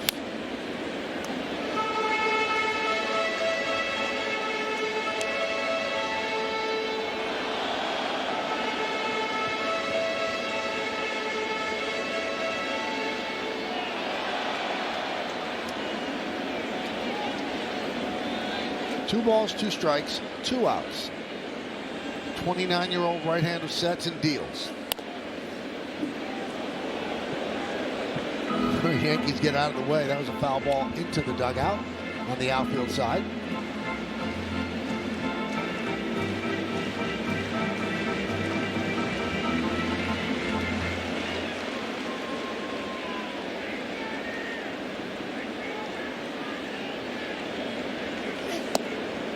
Three and 2. Well, you look at the pitch count for Littell. And the guy at the plate has really raised it. Yes. Back-to-back at-bats. Deep count.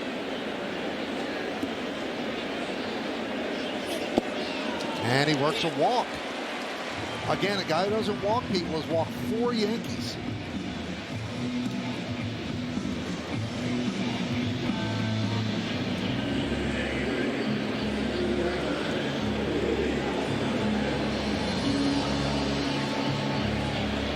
So here's Cody Bellinger, grounded out to short when the Yankees have the bases loaded and 2 outs in the 3rd. He's 0 for 2. Driven to right field. Lowe is there and puts it away for the final out. No runs, no hits, no errors. 1 man left. We go to the 6th.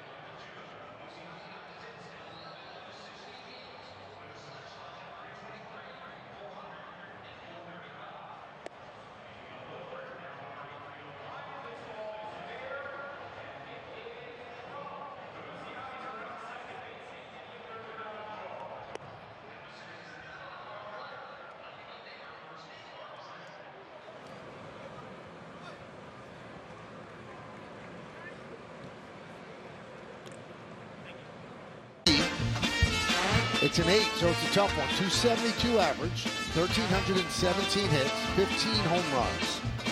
Started with the Cubs, Yankees in '97, back with the Yankees in 2005. Played the Mets in 2003.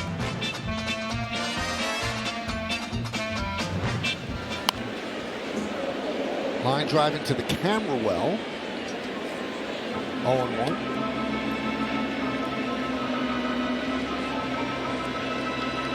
So Brent Hedrick warming. Warren at 86 pitches in the 6th inning. 1-1.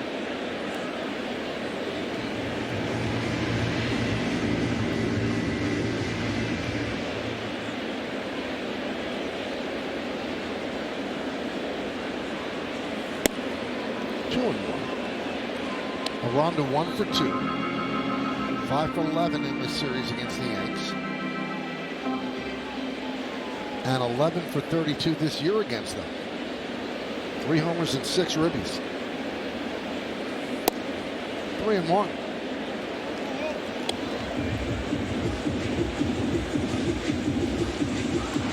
Will Warren has had 14 starts this year, giving up 2 runs or fewer.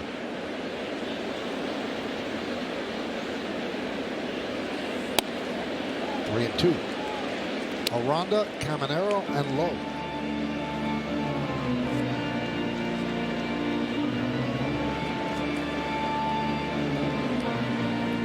Both bullpens got lefties going right now. Clevenger on the Rays side and Hedrick on the Yankee side. So short leashes. Littell's probably done, I would imagine, with his pitch count, potentially. Will Warren will be on a short leash right here.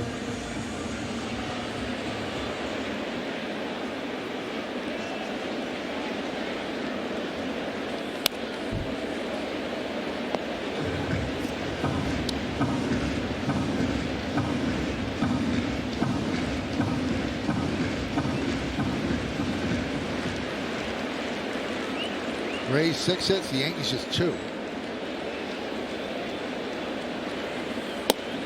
Strike 3. Aranda down looking. And he gives a look at David Rackley. That's the pitch that I've been looking for all night. I think this could be a great pitch for Will Warren. The strikeout looking. Swing back two-seamer. That's what Ken Singleton used to call the spillover. Started at the hip, and break over the inside corner, get the call. It's such a weapon for any pitcher. Greg Maddux rode that pitch all the way to the Hall of Fame. Oral Hershiser broke Don Drysdale's record featuring that particular pitch right there. Just keeps left-handed hitters honest. If you've got that as a weapon, you can establish it. It opens up everything else for you.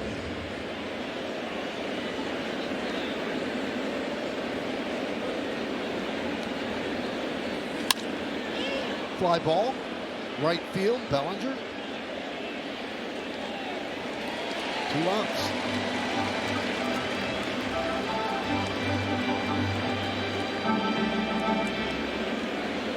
Billy Crystal's here. Signing checks or an autograph? Nice beanie.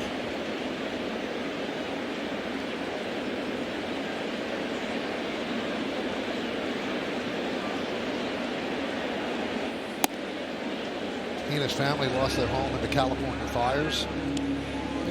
Trying to get through that. Kind of puts it in perspective. He said, that stuff, he said, they meant things to me, but, you know, we're all here. I can only imagine the type of memorabilia that he had in his house. All walks of life, sports, acting, comedy.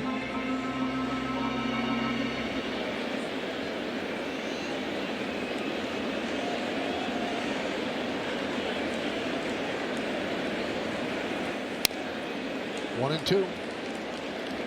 I was there when he took his at-bat in spring training. Yep. Put on the pinstripes and actually got a big league at-bat in spring training and fouled the ball off. The guy was throwing 91, 92 miles an hour, the pitcher he faced.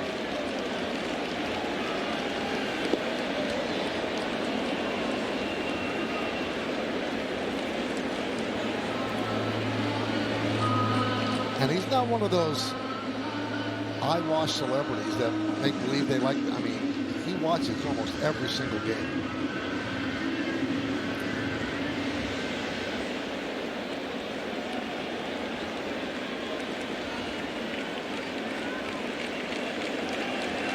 Two.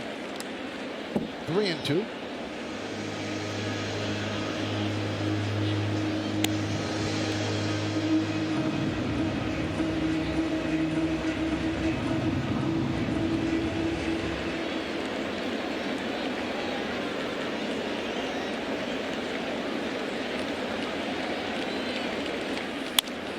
Served into left field. Dominguez is there, and Warren pitches a 1-2-3 6th inning. Here's Billy Crystal striking out in that spring training game. Put on a good show, had a foul ball as well. And now he's here today.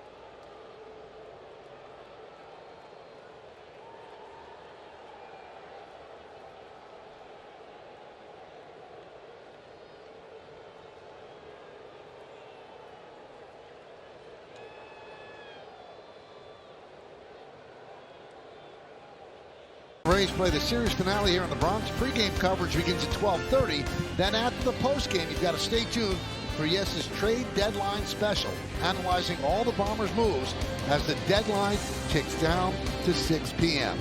Catch it all on Yes and the Gotham Sports app. I'm telling you what, when you got Jack Curry on your staff, I mean, that's a show you have to watch. He works the phones, he finds out what's going to happen, and he is the authority, so you got to stay tuned. Starting tomorrow, right after the game. Garrett Clevenger comes on. He'll face Stanton, Chisholm, and Dominguez on a relief of Zach Littell. And a strike. Jack Curry is also one of the best music aficionados I think I've ever been around. His knowledge of music, stunning.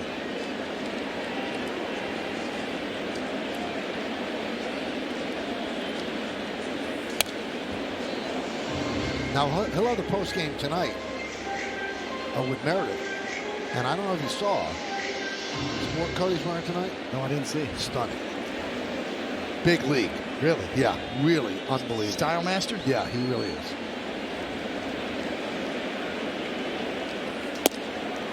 One and two. I heard him and his wife Pam rap out the full version of Rapper's Delight one night at a party.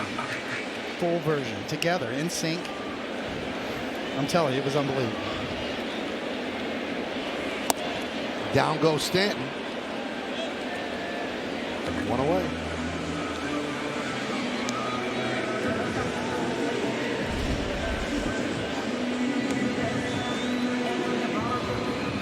That's what a big league slider looks like coming into your living room right there. You can see on the side.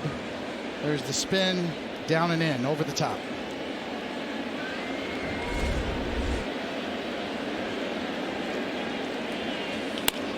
Ground ball first base. Aranda beats Chisholm to the bag. 2 down.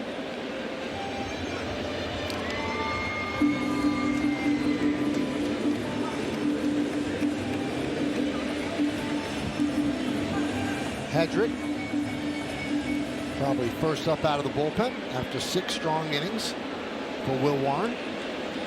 Rays lead 1-0. Here's Dominguez 0 for 2. Turns around to the right side against the lefty Clevenger. Ground ball third. Nice pick there by Caminero. He fires and throws. And Clevenger retires the Yankees in order. 1, 2, 3. We go to the 7th.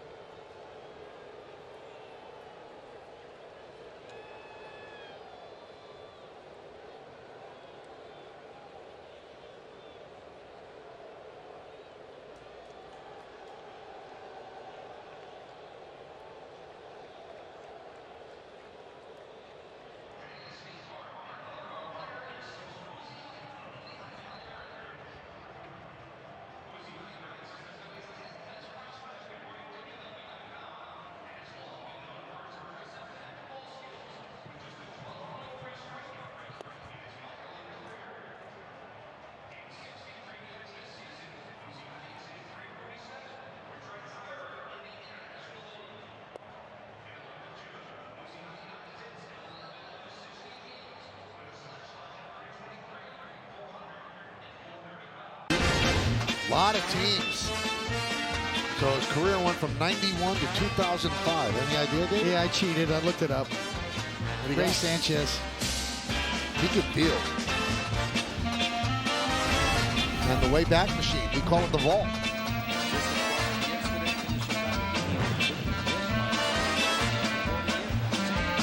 1997 Yankees. Certainly remember that team very well. I remember Cleveland knocking us out of the playoffs. It's funny how you remember that more than the 4 out of 5 that we won sometimes. I'll tell you what, Cleveland knocking out of the playoffs kind of led into 98. We did. Brent Hedrick comes on in relief. Count 1-1. Sanchez in 61 games with the Yankees, 304 average. 15 at-bats in that 97 ALDS, 3 hits. And you see what he did in 91 game with the Rays in 2004. Check swing.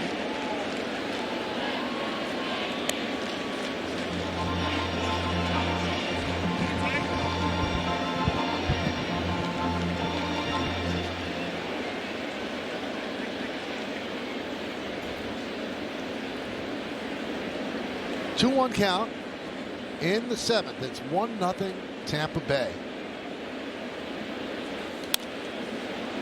Now 2-2.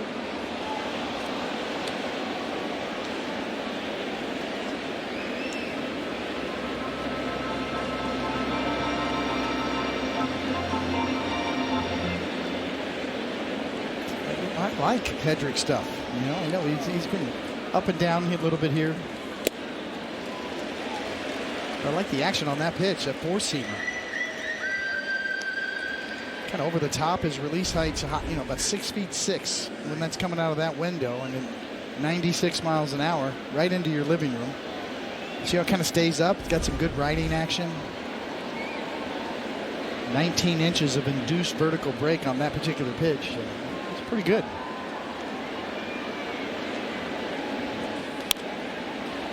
Dice fouls it back.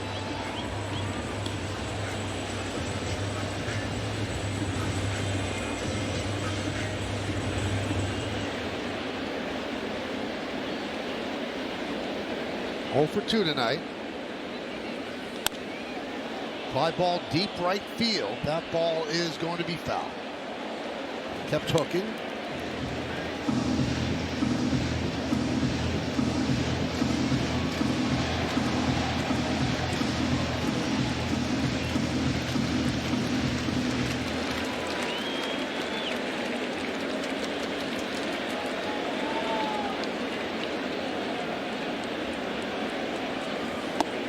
Did he go? Yes, he did.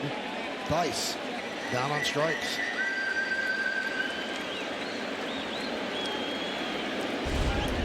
A good looking slider here. I mean, that's going to be the key for him moving forward is his secondary stuff. We like his fastball, especially on a left-hander. You can bury that slider like that.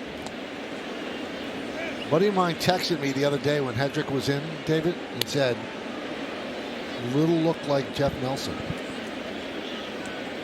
Could see that, yeah.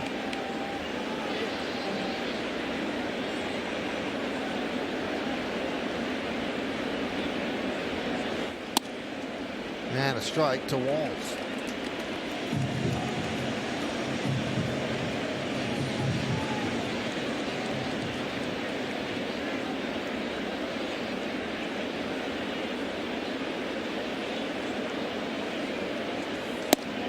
Oh, 2. Look at that look.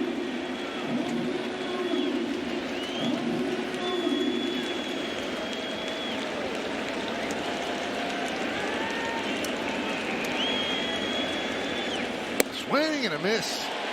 He strikes out the side. At the end of 6.5, it's time for the 7th inning stretch. It's Tampa Bay 1, the New York Yankees nothing, but we'll stay right here as they honor America in the Bronx.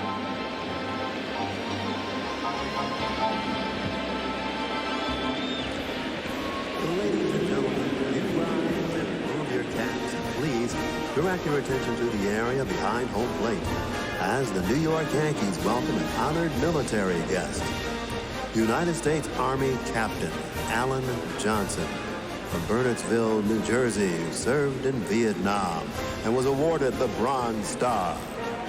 The Yankees say thank you, Alan, for your sacrifice and for your service to our nation.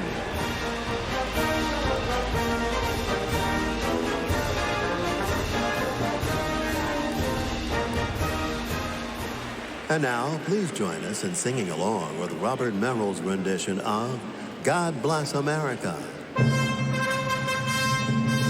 God bless America, land that I love. Stand beside her and guide her through the night with the light from above, from the mountains to the prairies, to the ocean, white with foam. God bless America, my home, sweet home. God bless America, my home, sweet home.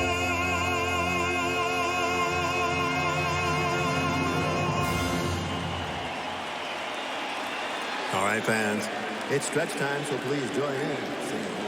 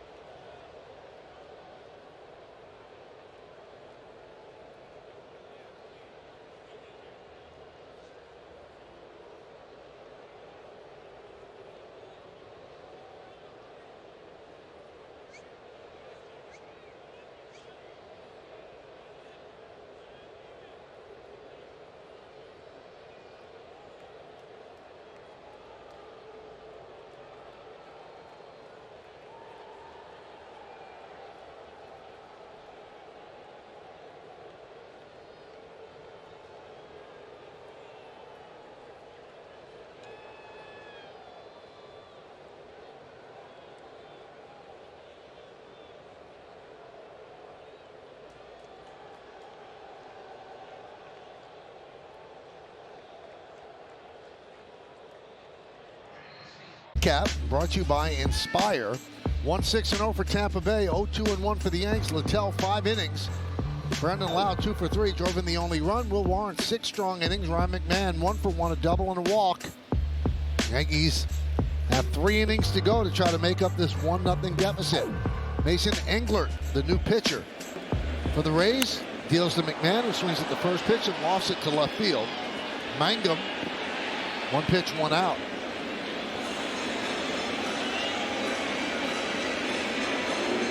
9 straight scoreless appearances for Englert.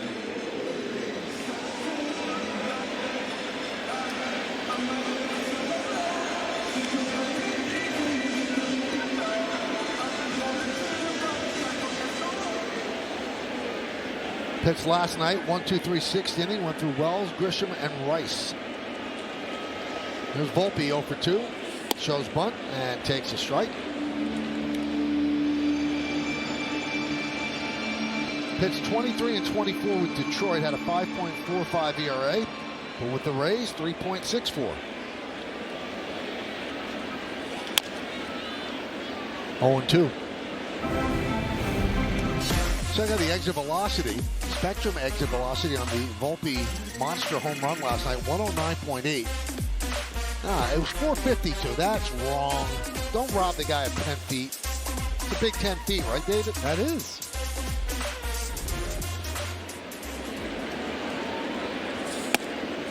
So a very rare E for StatCast.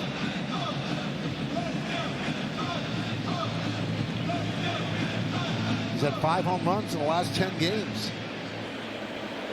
15 on the year, 57 ribbies.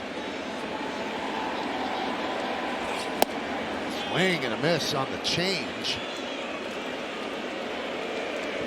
And Volpe hears some boos as he walks back to the dugout. That's a high-quality changeup. See that spin on it, the diving action. Coming at you. You can see, oh, it's right there. I go get it. No, it's not. It disappears at the last minute.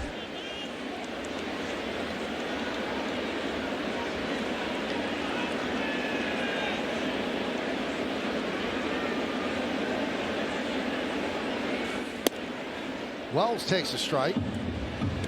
So Clevenger came on in relief of Zach Littell, pitched a 1-2-3-6. Now Englert has retired the first two Yankees here in the seventh.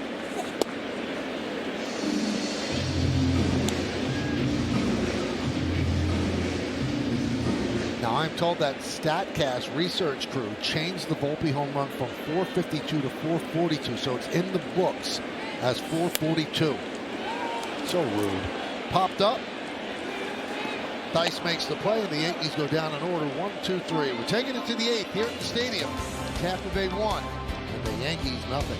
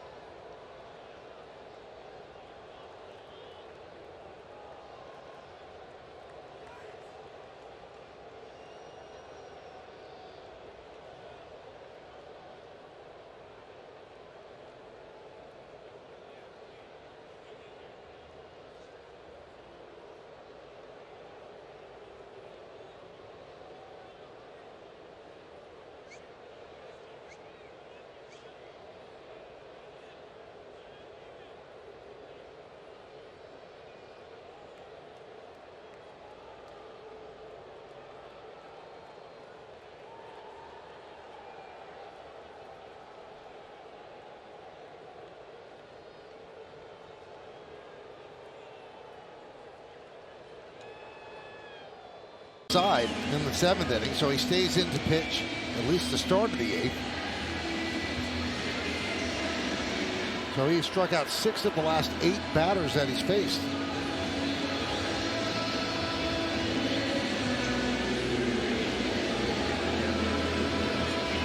Top of the order for the Rays, starting with Chandler Simpson.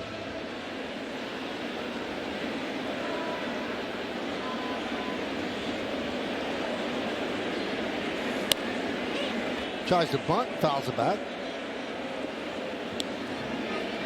He's trying to use his speed. He is one of the fastest players in the game.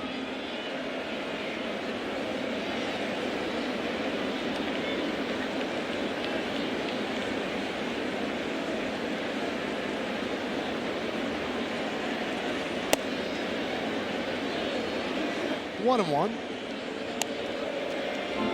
Really hasn't been a lot of high strikes called tonight. We talked about this umpire crew has all been kind of hitter umpires, and we've seen that so far in this series. Could not hold up. 1-2.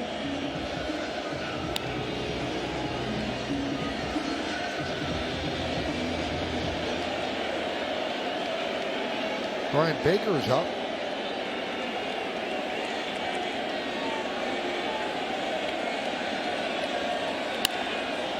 And a base hit to right center. Cutting over is Bellinger.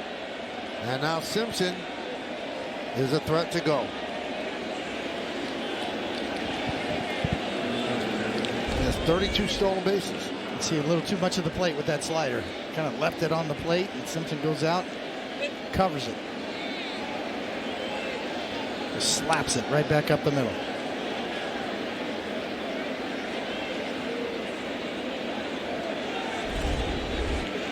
So he has 32 stolen bases. He was sent down for about a month. Did he go? Yes, he did. Strike on Lau.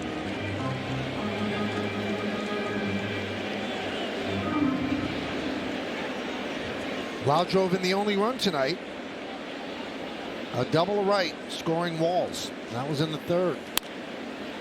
Sky high pop-up. McMahon. One out.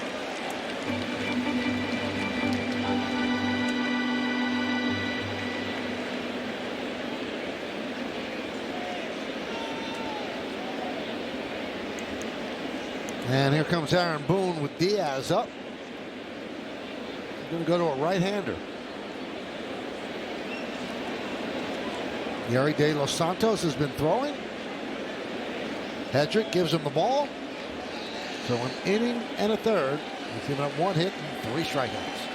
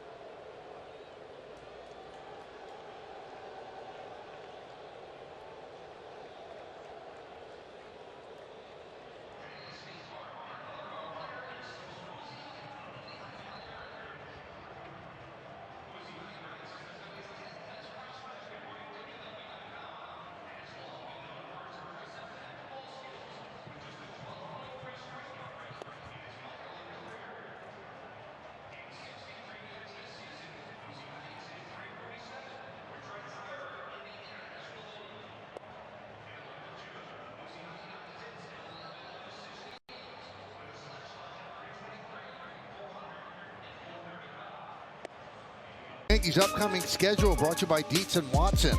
This series ends tomorrow, 1 o'clock start, and that will be back on Yes. Then the Yankees hit the road, 3 in Miami against the Marlins, all on Yes, 7:10, 4:10, 1:40, and then on to Arlington, Texas, where they'll meet the Rangers, 2 night games, and 1-2:35 start on Wednesday. Thursday's an off day, then Friday, Saturday, and Sunday. Yankees back home against the Astros. Mark Saturday, though, Old Timers Day. Our coverage begins at 11:30 on Yes. Yeri De Los Santos. Runner goes. The throw to second. Got him. What a tag by Jazz Chisholm to get the speedy Simpson.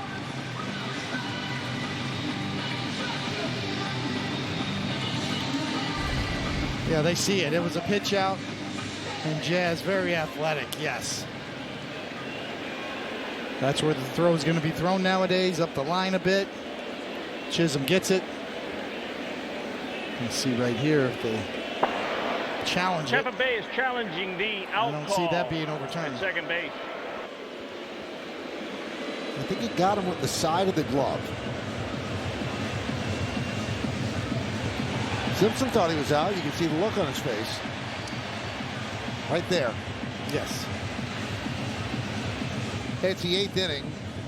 You don't want to save the challenge. And then the way it works now, even if you don't have a challenge, you can ask the umpires to look at it in the last couple of innings. It's well done by the Yankees, anticipating that. Wells is ready to throw on the pitch out. Right up the line. Jazz gets it. Stays with it.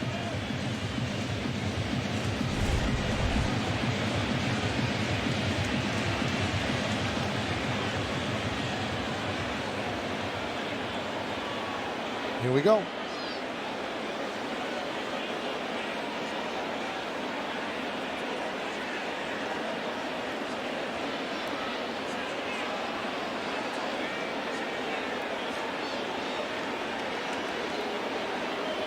Another look, just in case you want to see it again.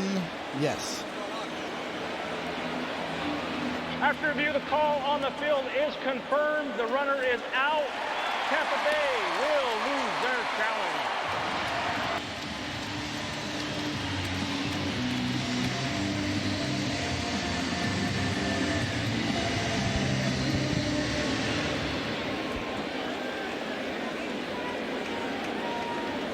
It's when the coaches in the dugout pat themselves on the back. Called for the pitch out, executed it, and got him.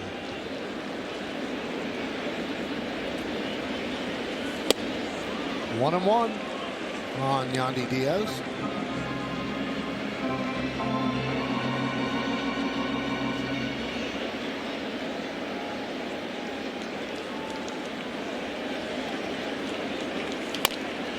Soft ground ball, charging is Volpe. Fields, fires, and a nice, no, he can't come up with the ball. The scoop by Rice was not executed.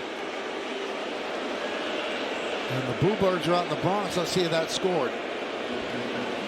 And it's an E6. Yeah, rushes the throw a bit. And Rice can't pick him up.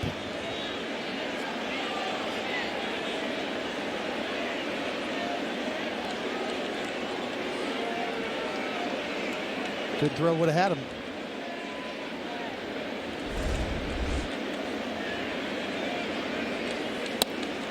Pitch to Aranda is outside. 16th error for Volpe.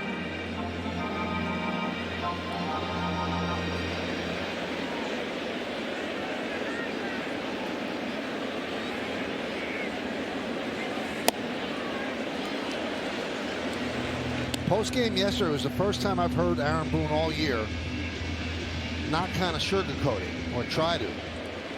He just said, we've got to fix this. He said, right now, you know, we've got to fix some things here. He said, we feel he's an elite shortstop, but some things have to be fixed. Yeah, I agree. The sense of urgency in his voice. And also the look on his face after they won in the 9th inning was one of lack of joy, let's put it that way. Yeah, anxiety. Swing and a miss. So De Los Santos picks up Volpe by striking out Aranda. We'll go to the bottom of the 8th.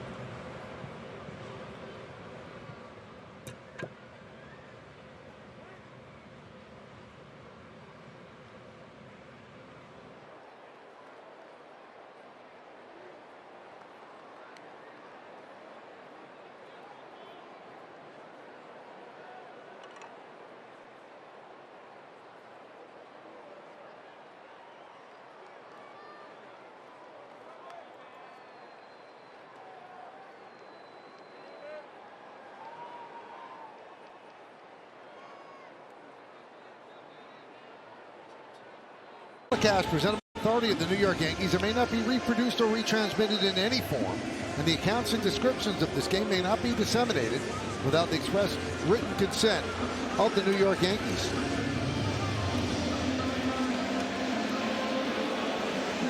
Brian Baker will take over. Third pitcher out of the pen. That'll be the top of the order. Yep. Mind melding with you, Michael. Who should be more scared? Trouble with the pitch count. Could be the title of the book we do together, David. Trouble with the pitch count. There you go. Why you know, people talk about high leverage innings and how to utilize your bullpen. Yeah, the 8th inning might be tougher tonight for the Rays with a 1-run lead here at the top of the order.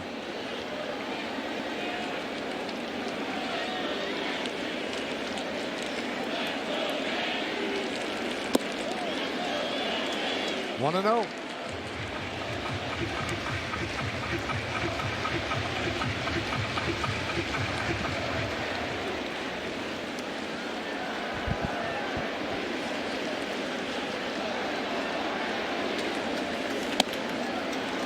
Two and 0.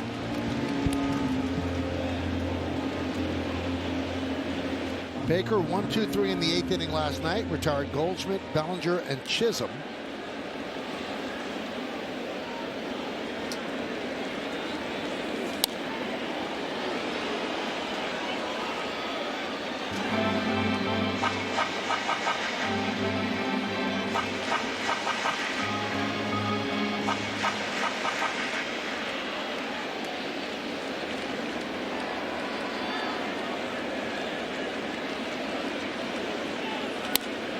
Drilled deep to right field. There it goes. See ya. Tie game into the second deck for Grisham.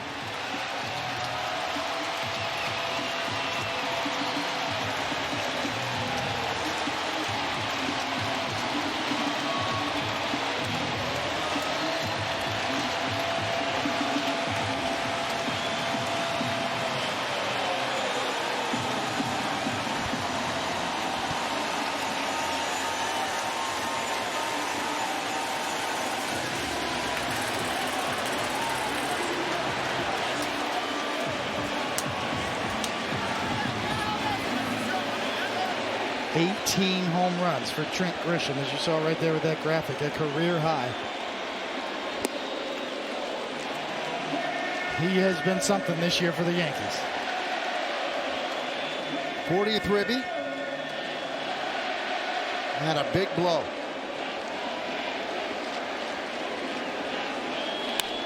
Rip, fair ball down the right field line, kicks off the sidewall. Lowe plays it. He'll fire in, holding Rice to a single.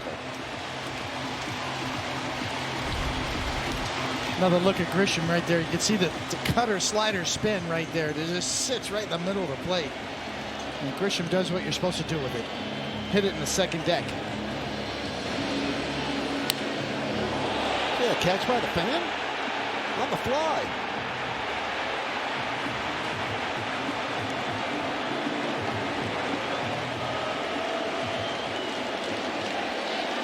Rosario getting into it.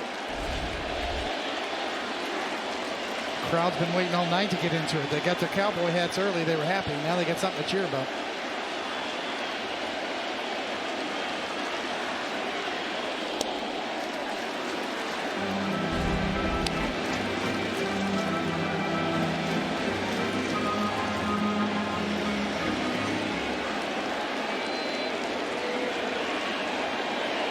What a season he's had.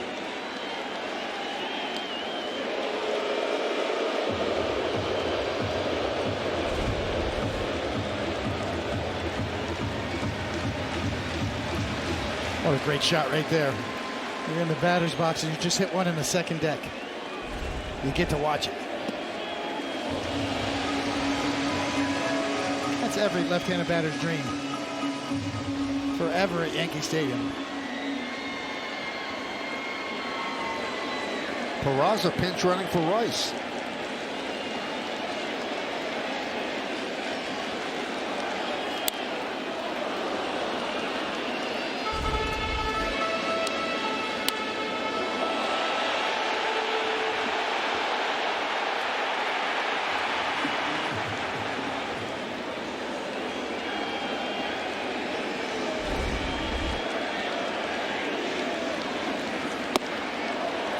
Two and two.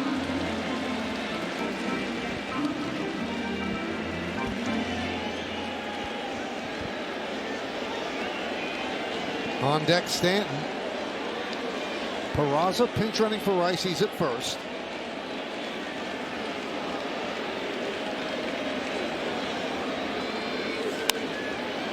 Popped up. Dice and Aranda That's over the screen on top of the Yankee dugout.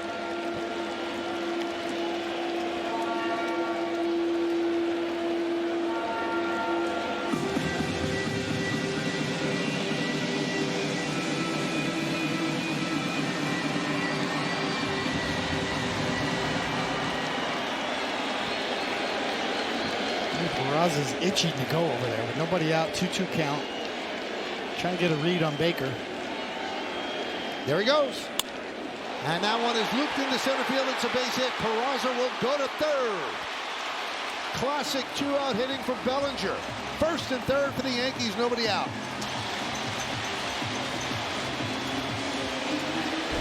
That's how you do it. Put the runner in motion, and Bellinger's two-strike approach. We've seen it all year long. So good. Shortens up. Peraza going to just scoot on into third easily. Now you got action. First and third, nobody out. All right, so runner at third with fewer than 2 outs. The Yankees get them home 54% of the time. That's the 5th best in baseball. The Major League average is 51%. Rays bring the infield in for Stanton. Bottom of the 8th inning, it's a 1-1 game. Warming up for the Yankees in their bullpen, Devin Williams.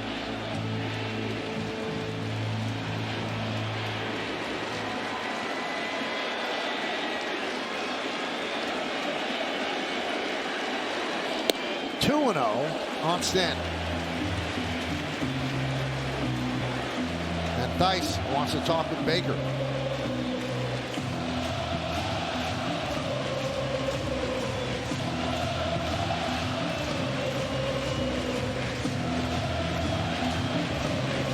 Stanton tonight is 0 for 3, couple of strikeouts, sandwiched around a fly ball to left.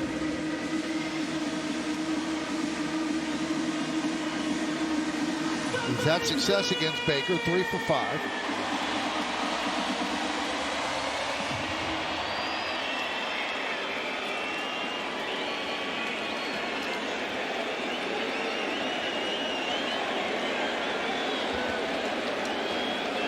The 2-0.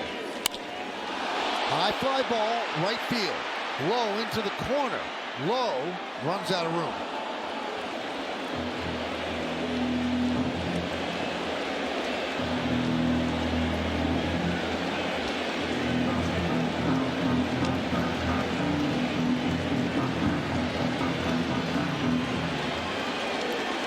You're on the infield, you are on your toes now with Stanton batting. Hits the ball as hard as anybody ever has. 2-1. 2-2.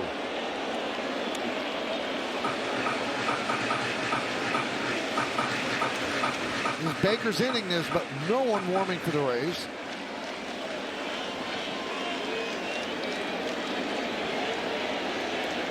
The 2-2.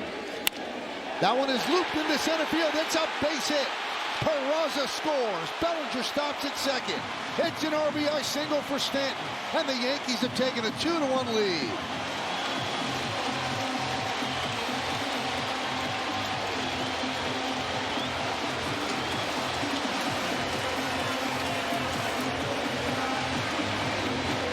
That was not Stantonian. No, it was not. But you can see the two-seam grip. He fights it off. That's how strong he is. He just muscles that pitch.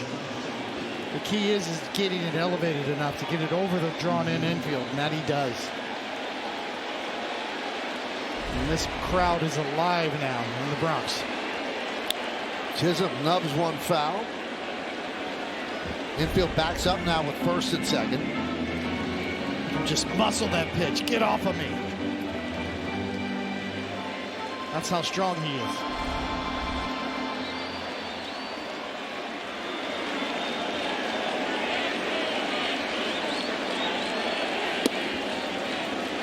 Oh, 2 on Jazz.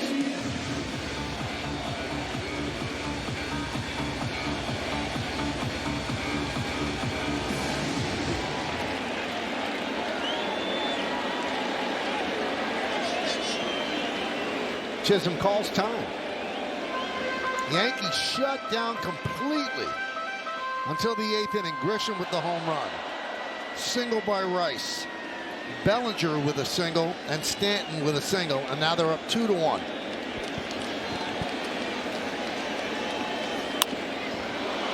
Popped up on the left side, coming on Mangum, going out is Walls, and Mangum makes the catch for out number 1.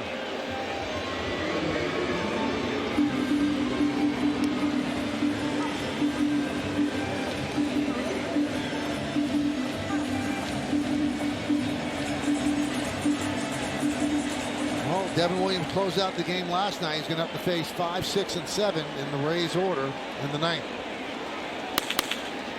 Plenty of time to get ready.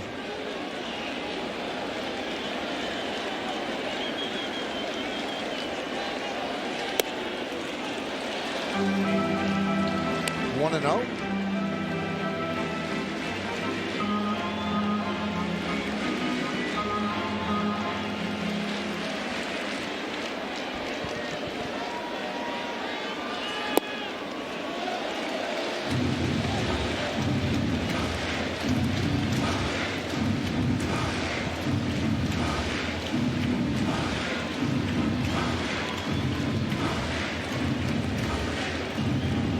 Last night he threw 25 pitches.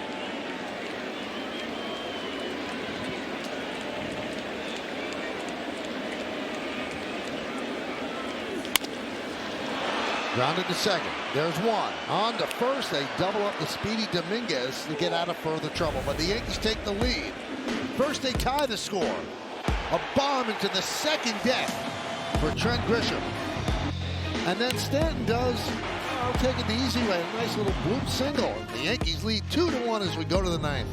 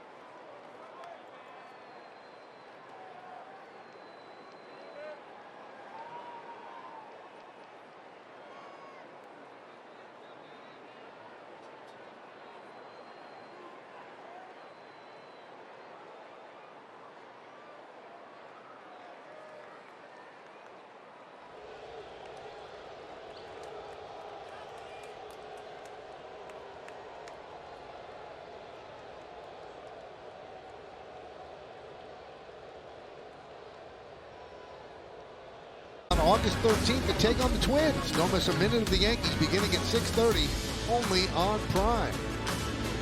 All right, so the Yankees with 2 runs in the bottom of the 8th take the lead. They put Paul Goldschmidt at first base, and they put Devin Williams on the mound to try to close it out.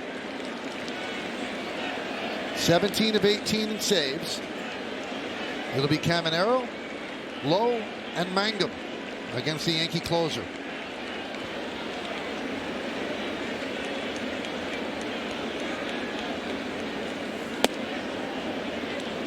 Fastball upstairs.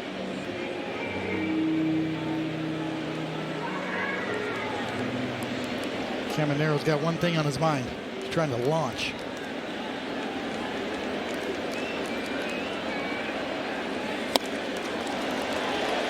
One and one.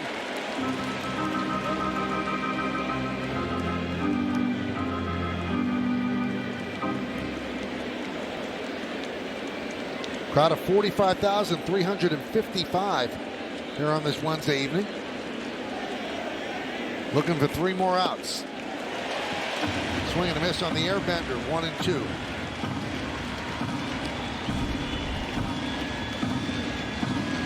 Just well located. You can see Caminero, his helmet's almost flying off on these first two swings.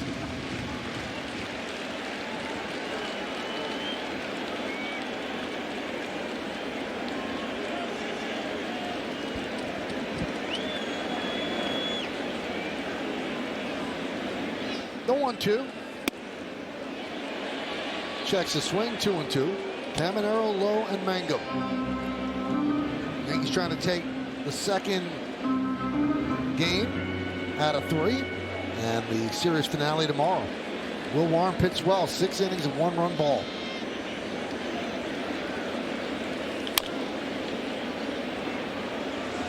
Foul ball, 2-2.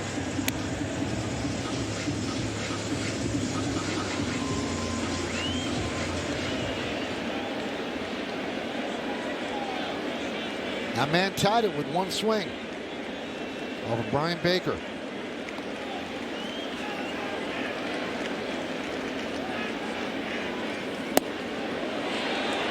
Just missed. 3-2.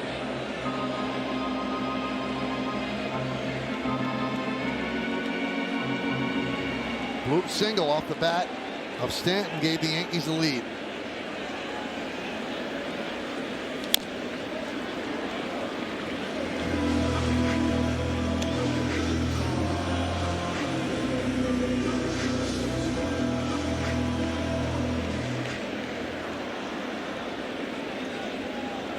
It's 4 changeups in a row. I'm not sure he's going to change. Probably throw it again.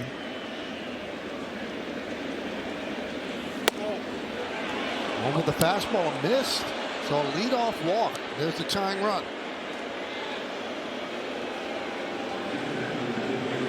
Tried to thread the needle on the inside corner. Gonna get a pinch runner.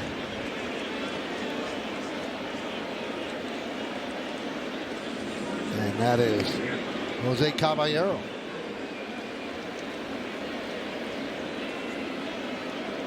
Good at bat. Caminero, he fought off some tough changeups, and then Devin Williams tried to throw that heater and missed inside.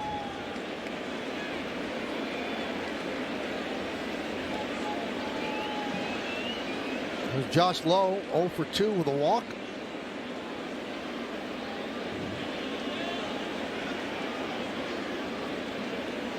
Oh, they had him leading.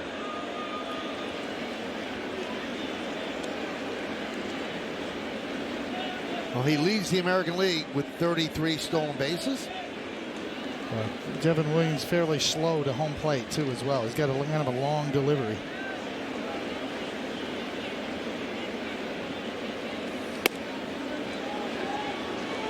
One and 0. Most closers are some of the easier pitchers to steal on because they're usually power guys. They're not really worried about fast deliveries or slide steps. They're more worried about the quality of their pitches.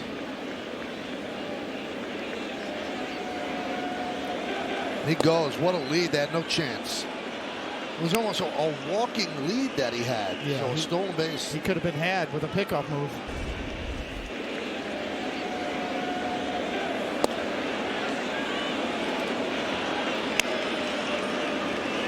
So now he's in some trouble. 2-0 count on Josh Lowe.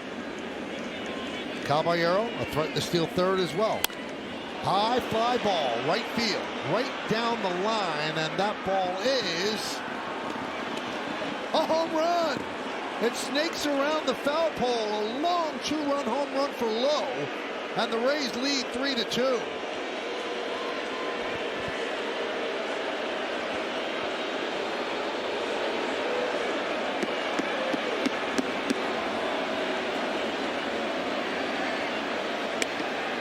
And the air just came out of Yankee Stadium. Yeah, the only question was fair or foul.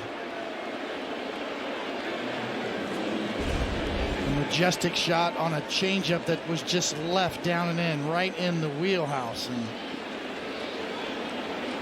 And Lowe just launches it into the second deck, just inside the foul pole.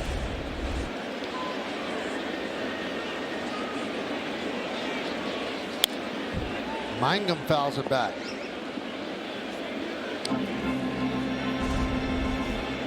Trying to go down and away with the changeup, and he yanks it. Ends up middle, really.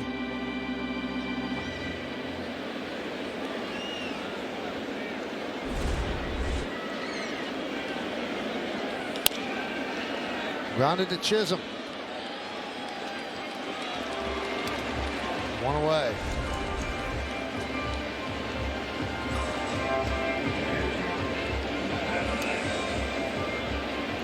Lowe knows it right about now. That's going to stay fair. Crushing blow.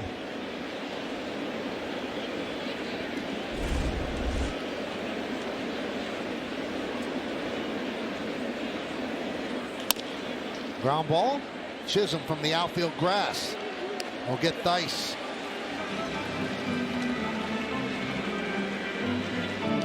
Only a second blown save this season. The other one April 25th against the Blue Jays, and Pete Fairbanks getting ready in a hurry.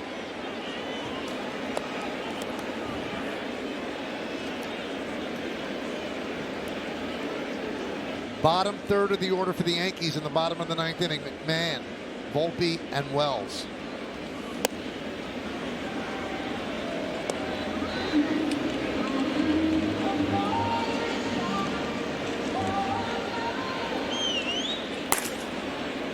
Combined 1 for 8 tonight.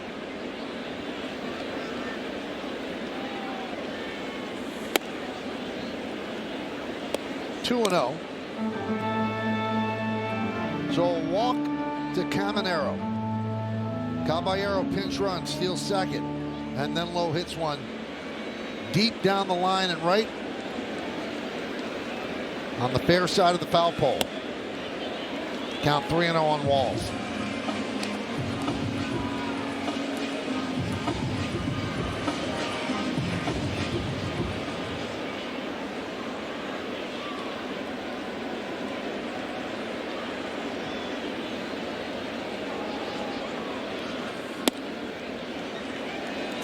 Strike, 3-1.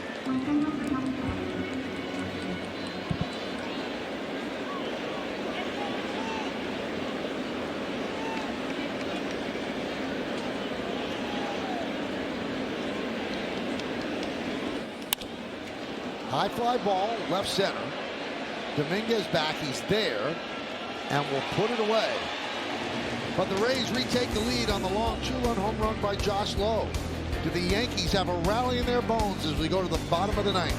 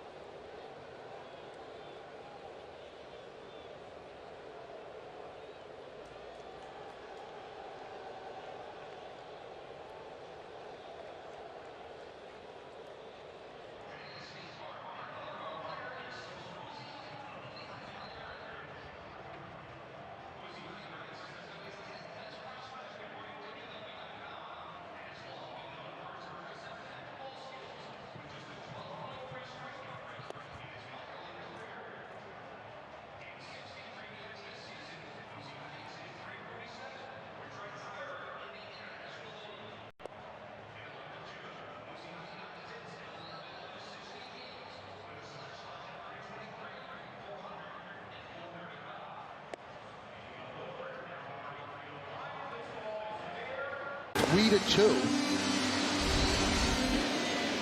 And here is the swing that put Tampa Bay ahead. Devin Williams was hoping foul, but not to be. The second blown save of the year, where the Yankees could pick him up with a rally against Pete Fairbanks. Had a 4-out save on Monday, didn't pitch yesterday. So he'll face McMahon, Volpe, and Wells here in the bottom of the ninth inning. Caballero takes over at third base.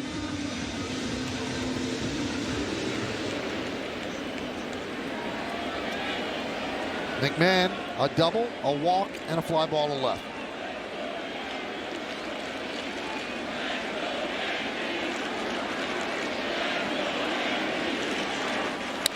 Foul back to the screen.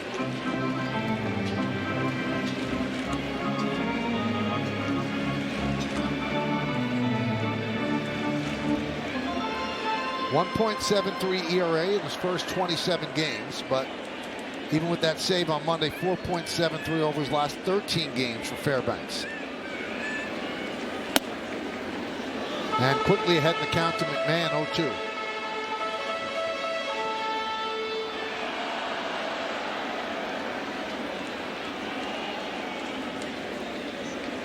He's got a good fastball, but that slider's always been his best pitch. A real downer. Excellent depth.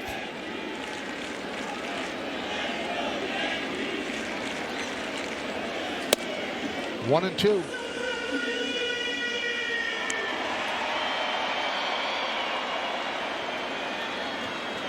Volpe on deck.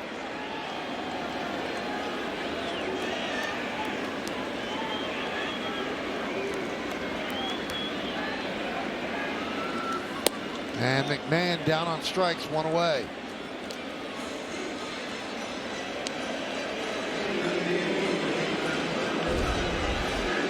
Yeah, this slider to the bottom just drops out of it. Right over the heart of the plate at 87 miles an hour.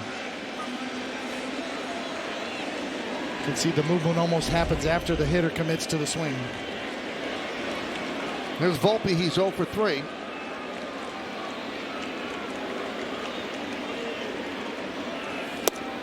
One and 0.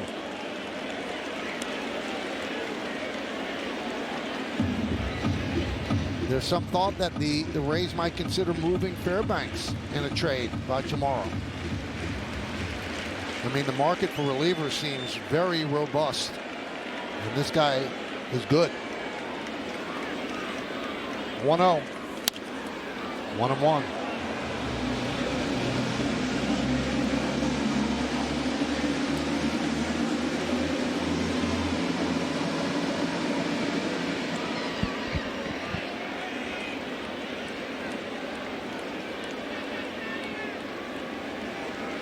And the pitch. High fly ball down the left field line. Giving chase is Mangum on the track at the wall. See ya! Volpe has tied the game. It's 3-3.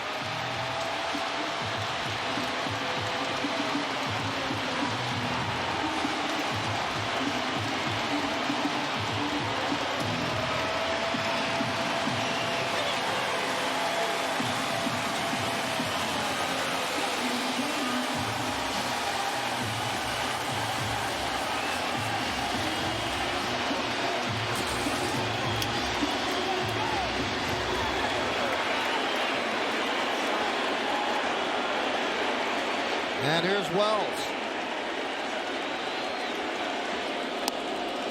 And a strike.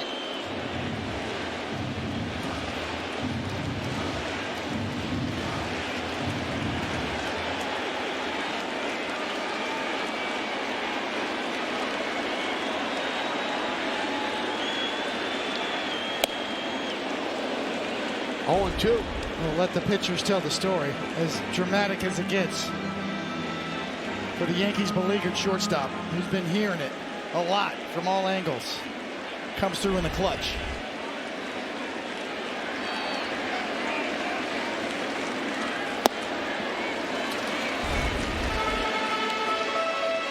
And the Fairbanks slider.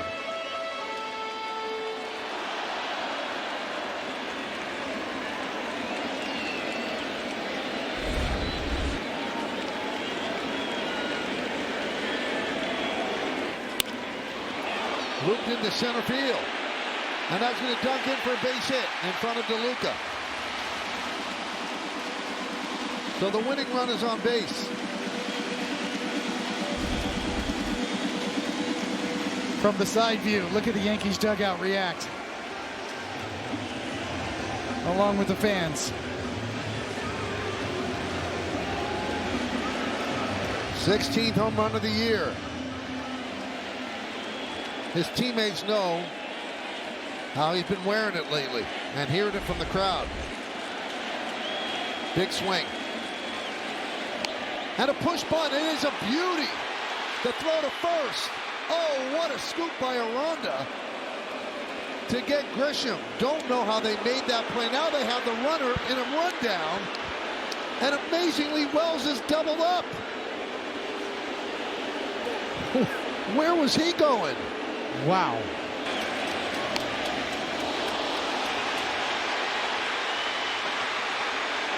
What looked like a sheer bunt hit turns Did into he a think double that was play. a third out? Oh, my goodness. He had to think that was a third out. Yes. Oh, unforgivable. That one is hard to believe. Extra innings coming up.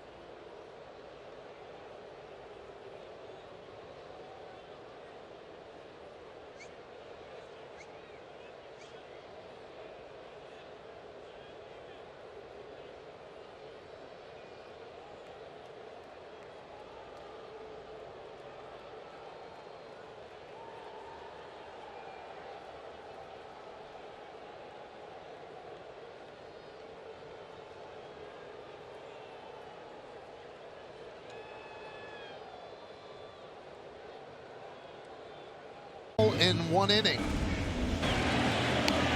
Try to explain this. It's actually scored a sacrifice, 5-3. And then Wells thought it was the third out.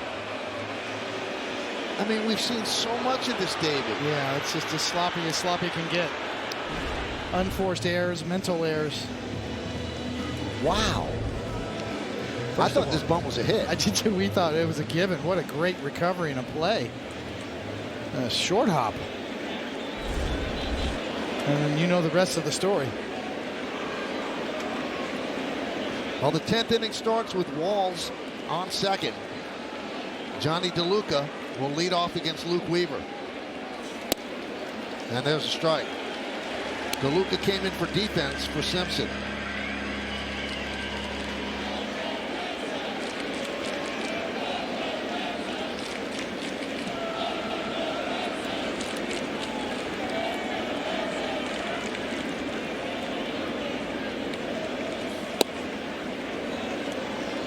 I've done some boneheaded plays myself on the field. I know what that feels like. It is utterly humiliating. I know how Austin Wells feels right now. There's no excuse for it. You can't hide. Foul back here.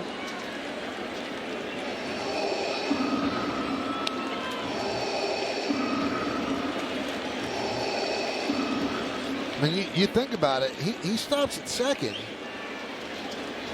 And you got Goldschmidt coming up. And then Bellinger. You can win the game with a single.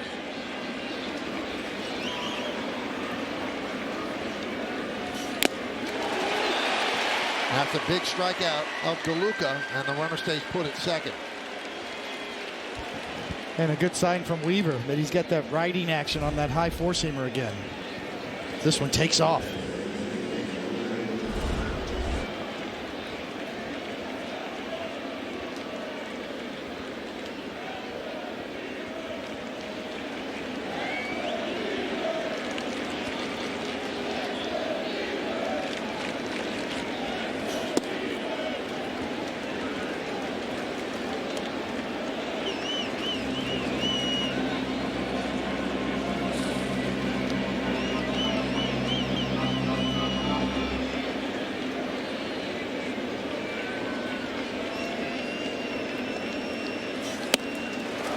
1-1.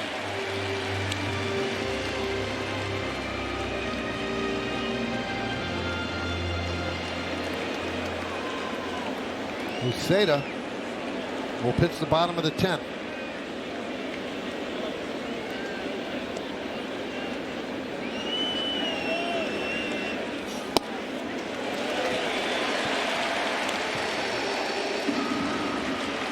One and two.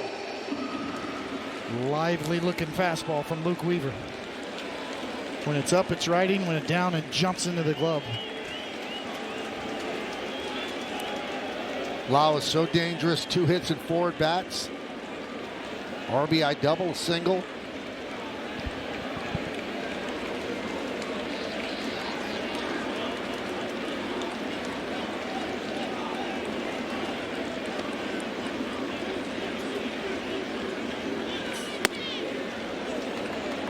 Two and two.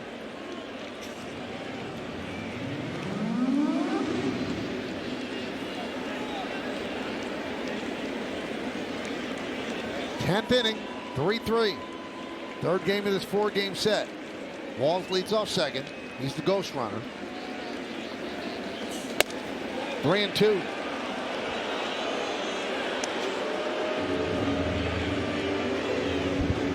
So Anthony Volpe in the last 11 games, 6 home runs, and of course the 5 errors which we've detailed.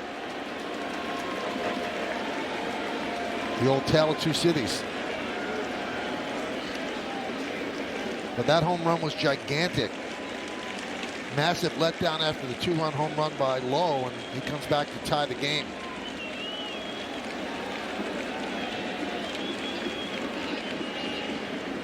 Three-two. Line drive, foul ball.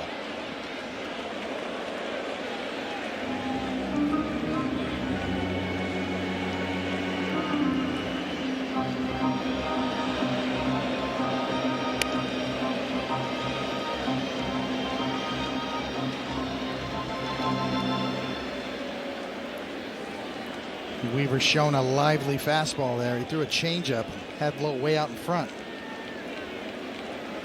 See if he goes back up top with that four-seamer.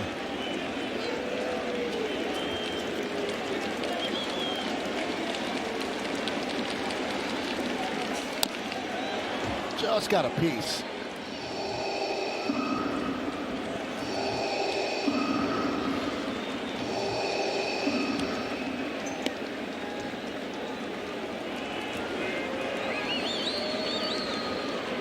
It's the sound of Darth Vader through his mask in the stadium. 3-2. And Lau works a walk against Weaver. First and second, 1 man out. That brings up Yandy Diaz.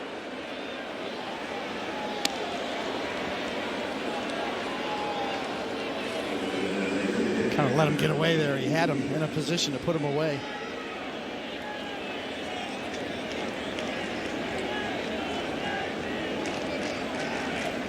Will Warren, 6 strong innings with the start. Then Hedrick, De Los Santos, Devin Williams, and now Luke Weaver.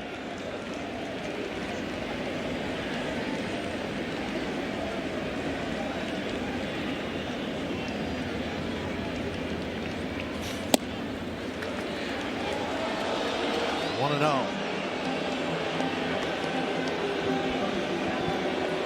Goldschmidt, Bellinger, and Stanton, the heart of the order. And that man will start it off at second base.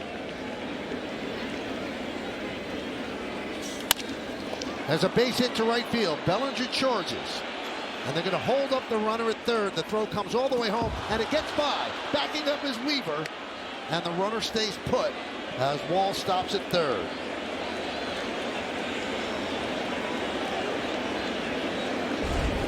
Well, Yandy Diaz is a professional hitter. As he shoots it to right and Bellinger's charging, he's all over it. And this gets by Wells through the wickets, and Weaver's in the right spot.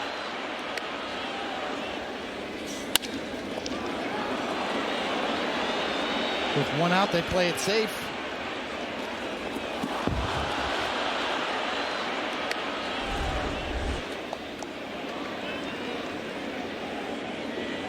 And a trip to the mound by Matt Blake. Talk about how they're going to deal with Jonathan Aranda. You see the value of that guy, Yandy Diaz, such a professional hitter. That's why so many teams would love to have him.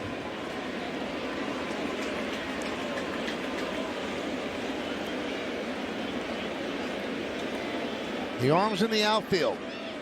The red light belongs to Bellinger.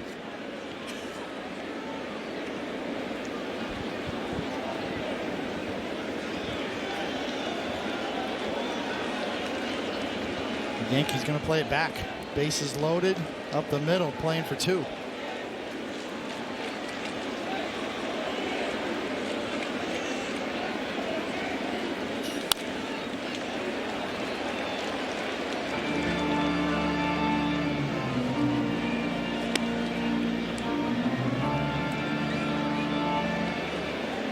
One on Aranda.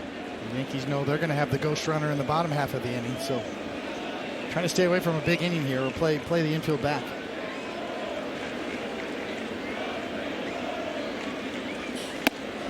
One and one.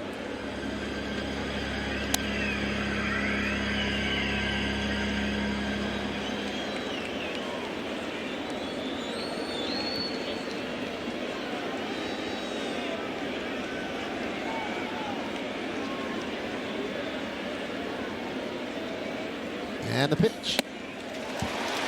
1-2.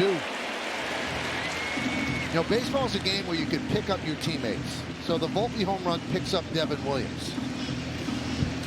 What happened with Wells, inexplicable, unforgivable, whatever you want to say. Now the rest of his teammates have to pick him up and give themselves a chance to win. So he is not the GOAT after the game. Yes, the story doesn't go away, but it's no longer the headline. Right.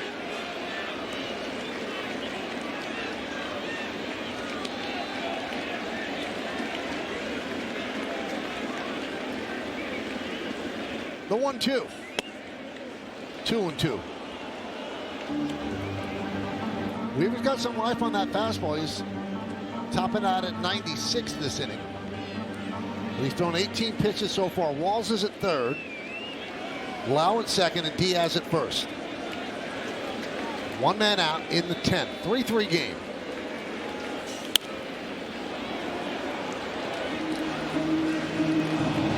One-handed catch by a fan in the third deck. Aranda's such a tough hitter. The one pitch he swung at and missed in the sequence was a changeup. All the other pitches were four-seamers. Let's see if Weaver goes back to it. Tries to throw that changeup down and get a swing and miss. The 2-2. Fly ball, left field and deep. Dominguez back on the track at the wall. He makes the catch. Tagging his Walls. He'll score. Moving to third is Lau. Diaz goes to second. But Dominguez really held the damage down, making a really good play for the second out. Outstanding play. Had to cover a lot of ground, scale the wall at the top. That saves 2 or 3 runs.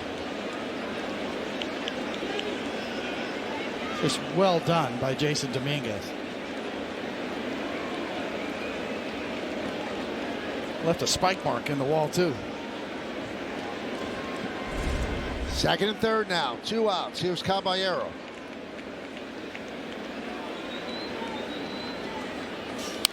Foul back.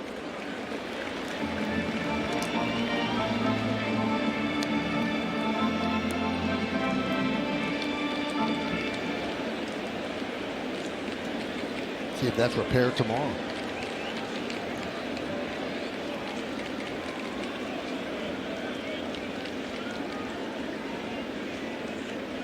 The 0-1. High fly ball center field. Grisham drifts back. He's there. And he'll put it away. Yesterday, Dominguez was working on plays just like this. You know what? Now in real life, when it really counted, he hauled it in. Great play by him, but the Yankees have to rally again as we go to the bottom of the 10th.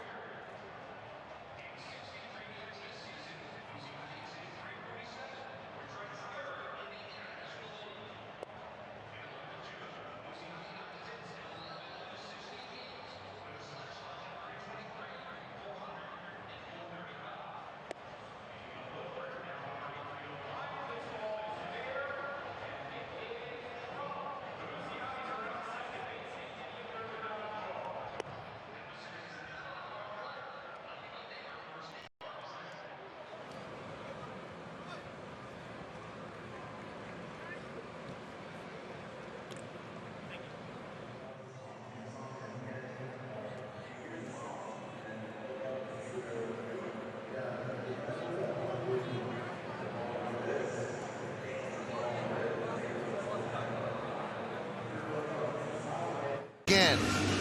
4-3 they trail, bottom of the 10th inning. It'll be 2, 3, and 4 in the order. Goldschmidt, Bellinger, and Stanton. Starting the inning at second base will be Trent Grisham as the Manfred man.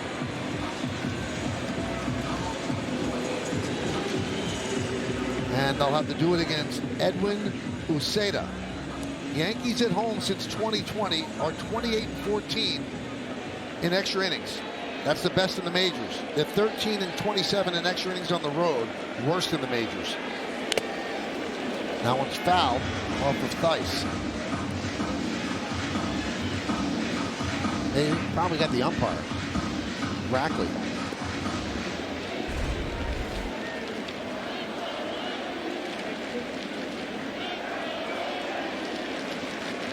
Don't get the ump cam, no. I think it broke the ump cam. Come on.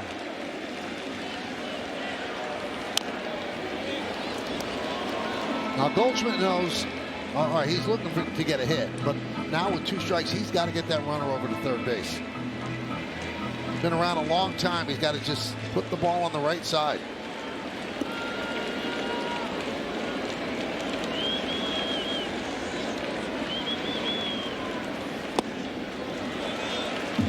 Uceda, his weapon is a change. It is a spectacular changeup. On Monday, faced 6 batters, retired them all with 4 strikeouts. Yeah, that's a hard pitch to hit to the right side for a right-handed batter. It's an easy pitch to get out in front of.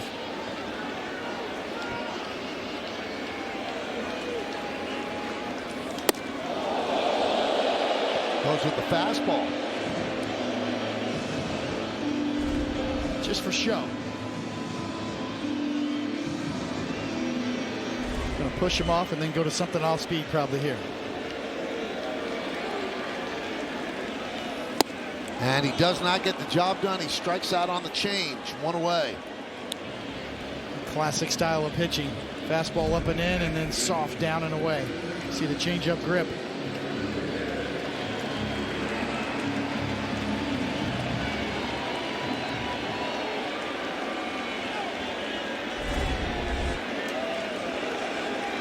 And here is Bellinger. Singled in the Yankees' 2-run 8th inning.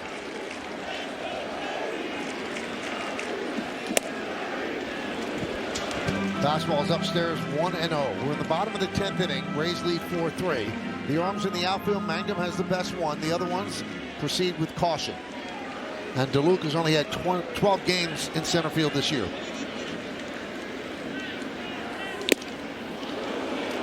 Bellinger looking to end it right there. He'll take a different swing with 2 strikes, but the first 2 strikes, he's going to go for it.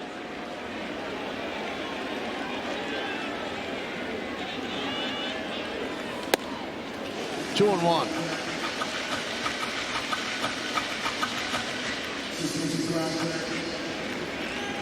Stanton's on deck.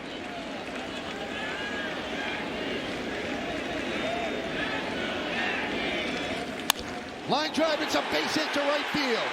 That'll tie the game. It splits the outfielders and it goes to the wall. Bellinger rounding second. He's going to third. It'll be a triple, and the game is tied at 4.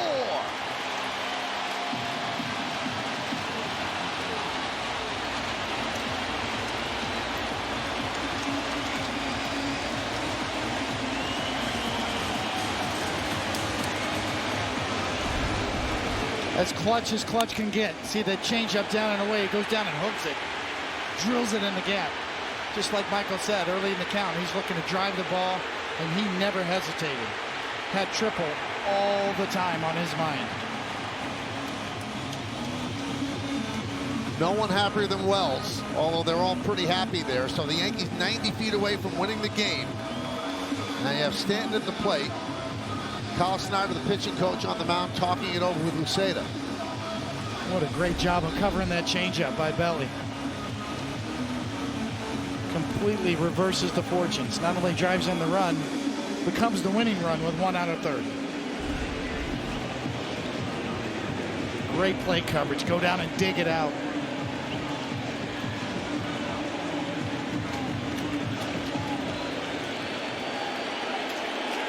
Infield is in for Stanton. Upstairs.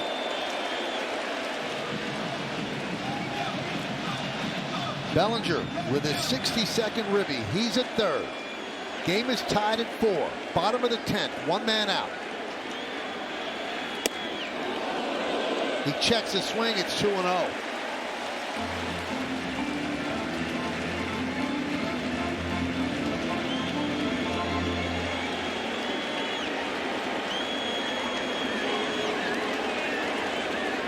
And the pitch. Big cut. Swings through the fastball, 2-1.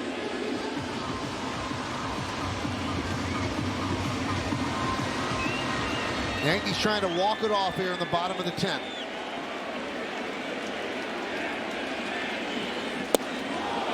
Two and two.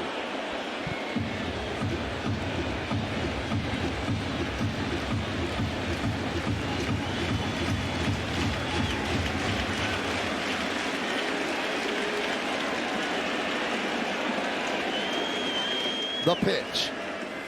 He struck him out. Big strikeout for Uceda. Runner remains at third, now 2 outs.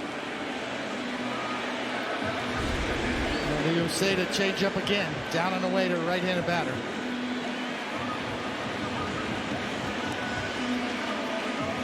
The one he kind of left up was to Bellinger, and Bellinger tripled to tie it up.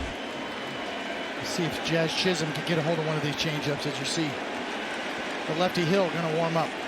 Infield backs up. Soft ground ball, second base. Lau over to first. And we go to the 11th, but the Yankees tie the score on the triple by Bellinger. 4-4. Buckle up.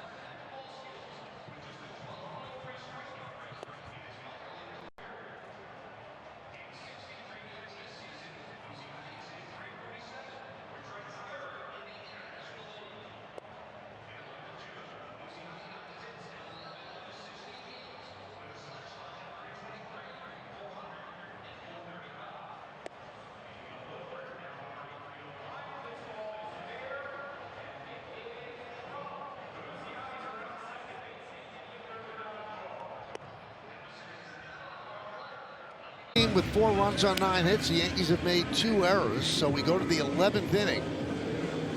Clutch triple by Bellinger, but they couldn't get him in. He was at third base with 1 out, a strikeout of Stanton, a ground ball by Chisholm, so now Tim Hill takes over. And he also inherits a very speedy Jose Caballero at second base as the ghost runner. Leads the American League in stolen bases.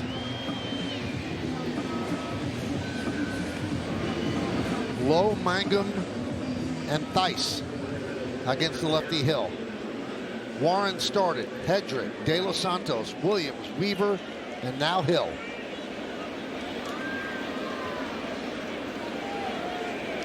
Lowe hit the 2-run home run against Devin Williams in the 9th inning.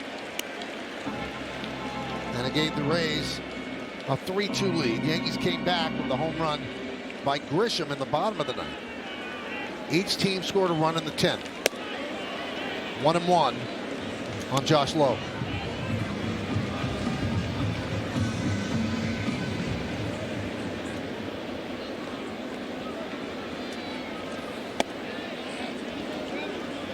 Two and one.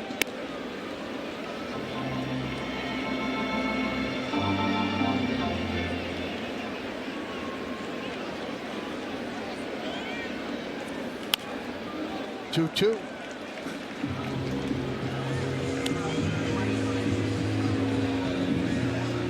Hill has got a very quick delivery to home plate, so he is going to be hard to get a jump on if Caballero does think about stealing third.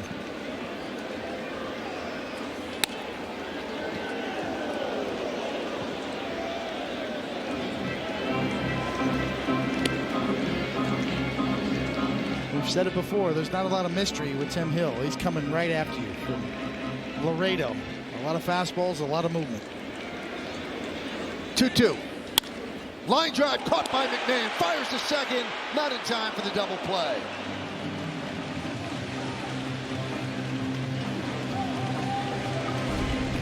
Well, you got to give Caballero credit here. He froze and got back, and that was surefire double play action. Right to McMahon. He gets rid of it quickly. Boy, you see a lot of base runners get doubled off there. Watch this. Freeze, see it, get back quick. Well done by him.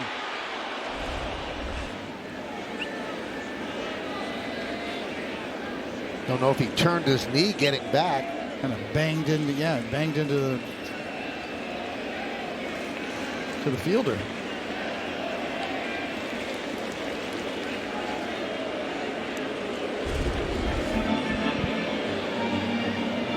Oh, yeah, the ankle right on the bag.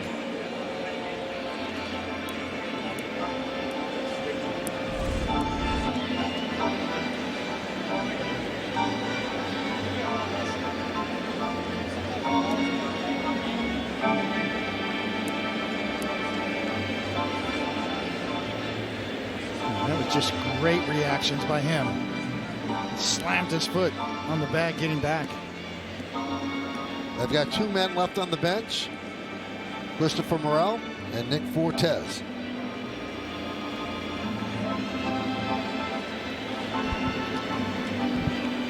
And Fortes is the backup catcher.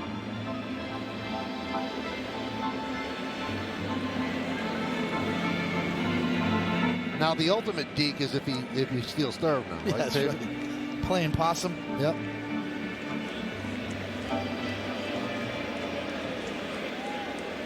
I see a lot of base runners get doubled off on that.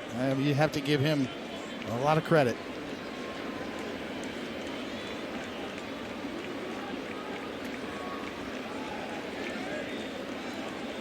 So here's Jake Mangum.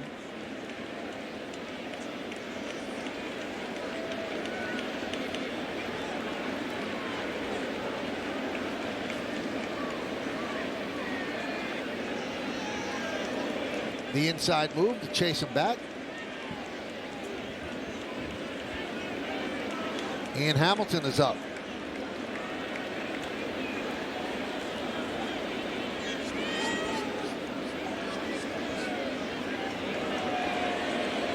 That's 2. That's it. That's all he could do. Caballero was out there too. So. If you throw there now, you got to get him. Otherwise, he takes third. Chisholm gets a nice hop. Moving to third is Caballero.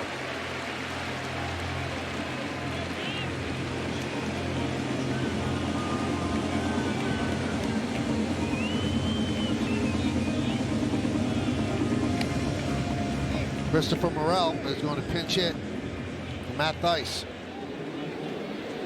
High strikeout hitter. He's got some power.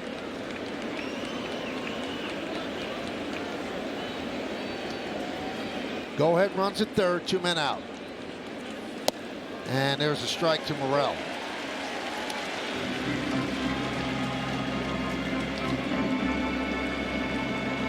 Kevin Kelly will pitch the bottom of the 11th inning. 0-2 on the pinch hitter Morel.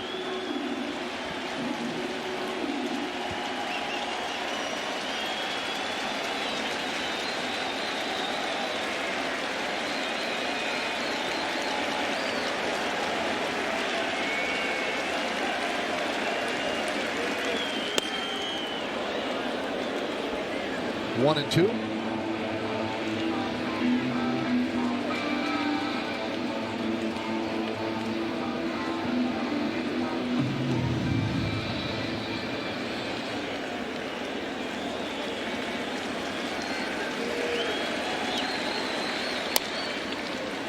Ground ball is short. Volpe makes the throw. And that'll do it as the runner is stranded. We're going to go to the bottom of the 11th. 4-4.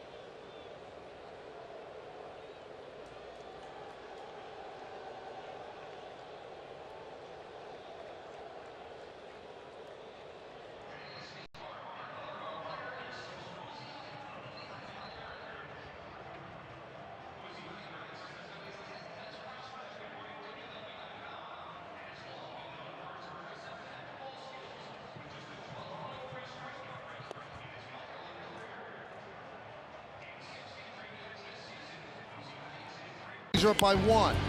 But Josh Lowe said, no. We want to win this game. It's a 2-run home run. Then Anthony Volpe in the bottom of the 9th inning ties the game with a clutch home run. And then that same inning, a bunt by Grisham, and then Wells forgets how many outs there were, and it turns into the most unusual double play you will ever see, and that forces extra innings. 10th inning, bases loaded. And a long drive by Aranda, a nice play by Dominguez. A run scores to give the Rays the lead. But then a triple by Bellinger ties the score at 4. And that's where we are in the bottom of the 11th inning. Kevin Kelly comes on. Chisholm will start the 11th inning at second base as he made the last out. And they will intentionally walk Jason Dominguez to set up a force. It's all about the cowboy hats for about 8 innings, and all the action happened late. There's McMahon. He tries to bunt and kind of punches at it and fouls it off.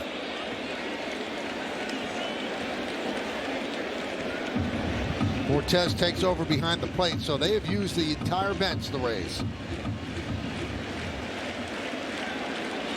Yankees have Rosario and Slater on the bench. Yankees were saying balk, and you know what? They got a balk from Kelly. Yeah, Jazz Chisholm forced that one as he was dancing, threatening to steal third. He got the flinch right there. Well, now they don't have the bunt, and that forces the Rays to bring the infield in.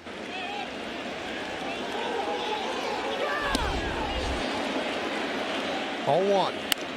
This should do it. Fly ball, DeLuca, he'll let it go over his head, and the Yankees win. Jazz Chisholm will score. McMahon with the walk-off single, and the Yankees in a wild game wins this one in 11 innings by a score of 5-4.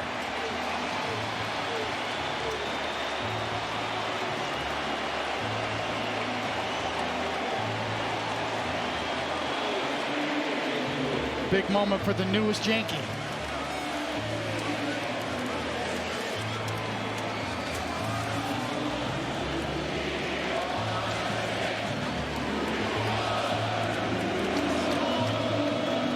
Toiling for the Colorado Rockies, where the games didn't really mean much, and now he comes up with a big hit to win a game that means a lot. So much at the end of the game here to unpack, but yes, Ryan McMahon drives that ball to dead center for the game winner. He's going to get his first Yankee celebration.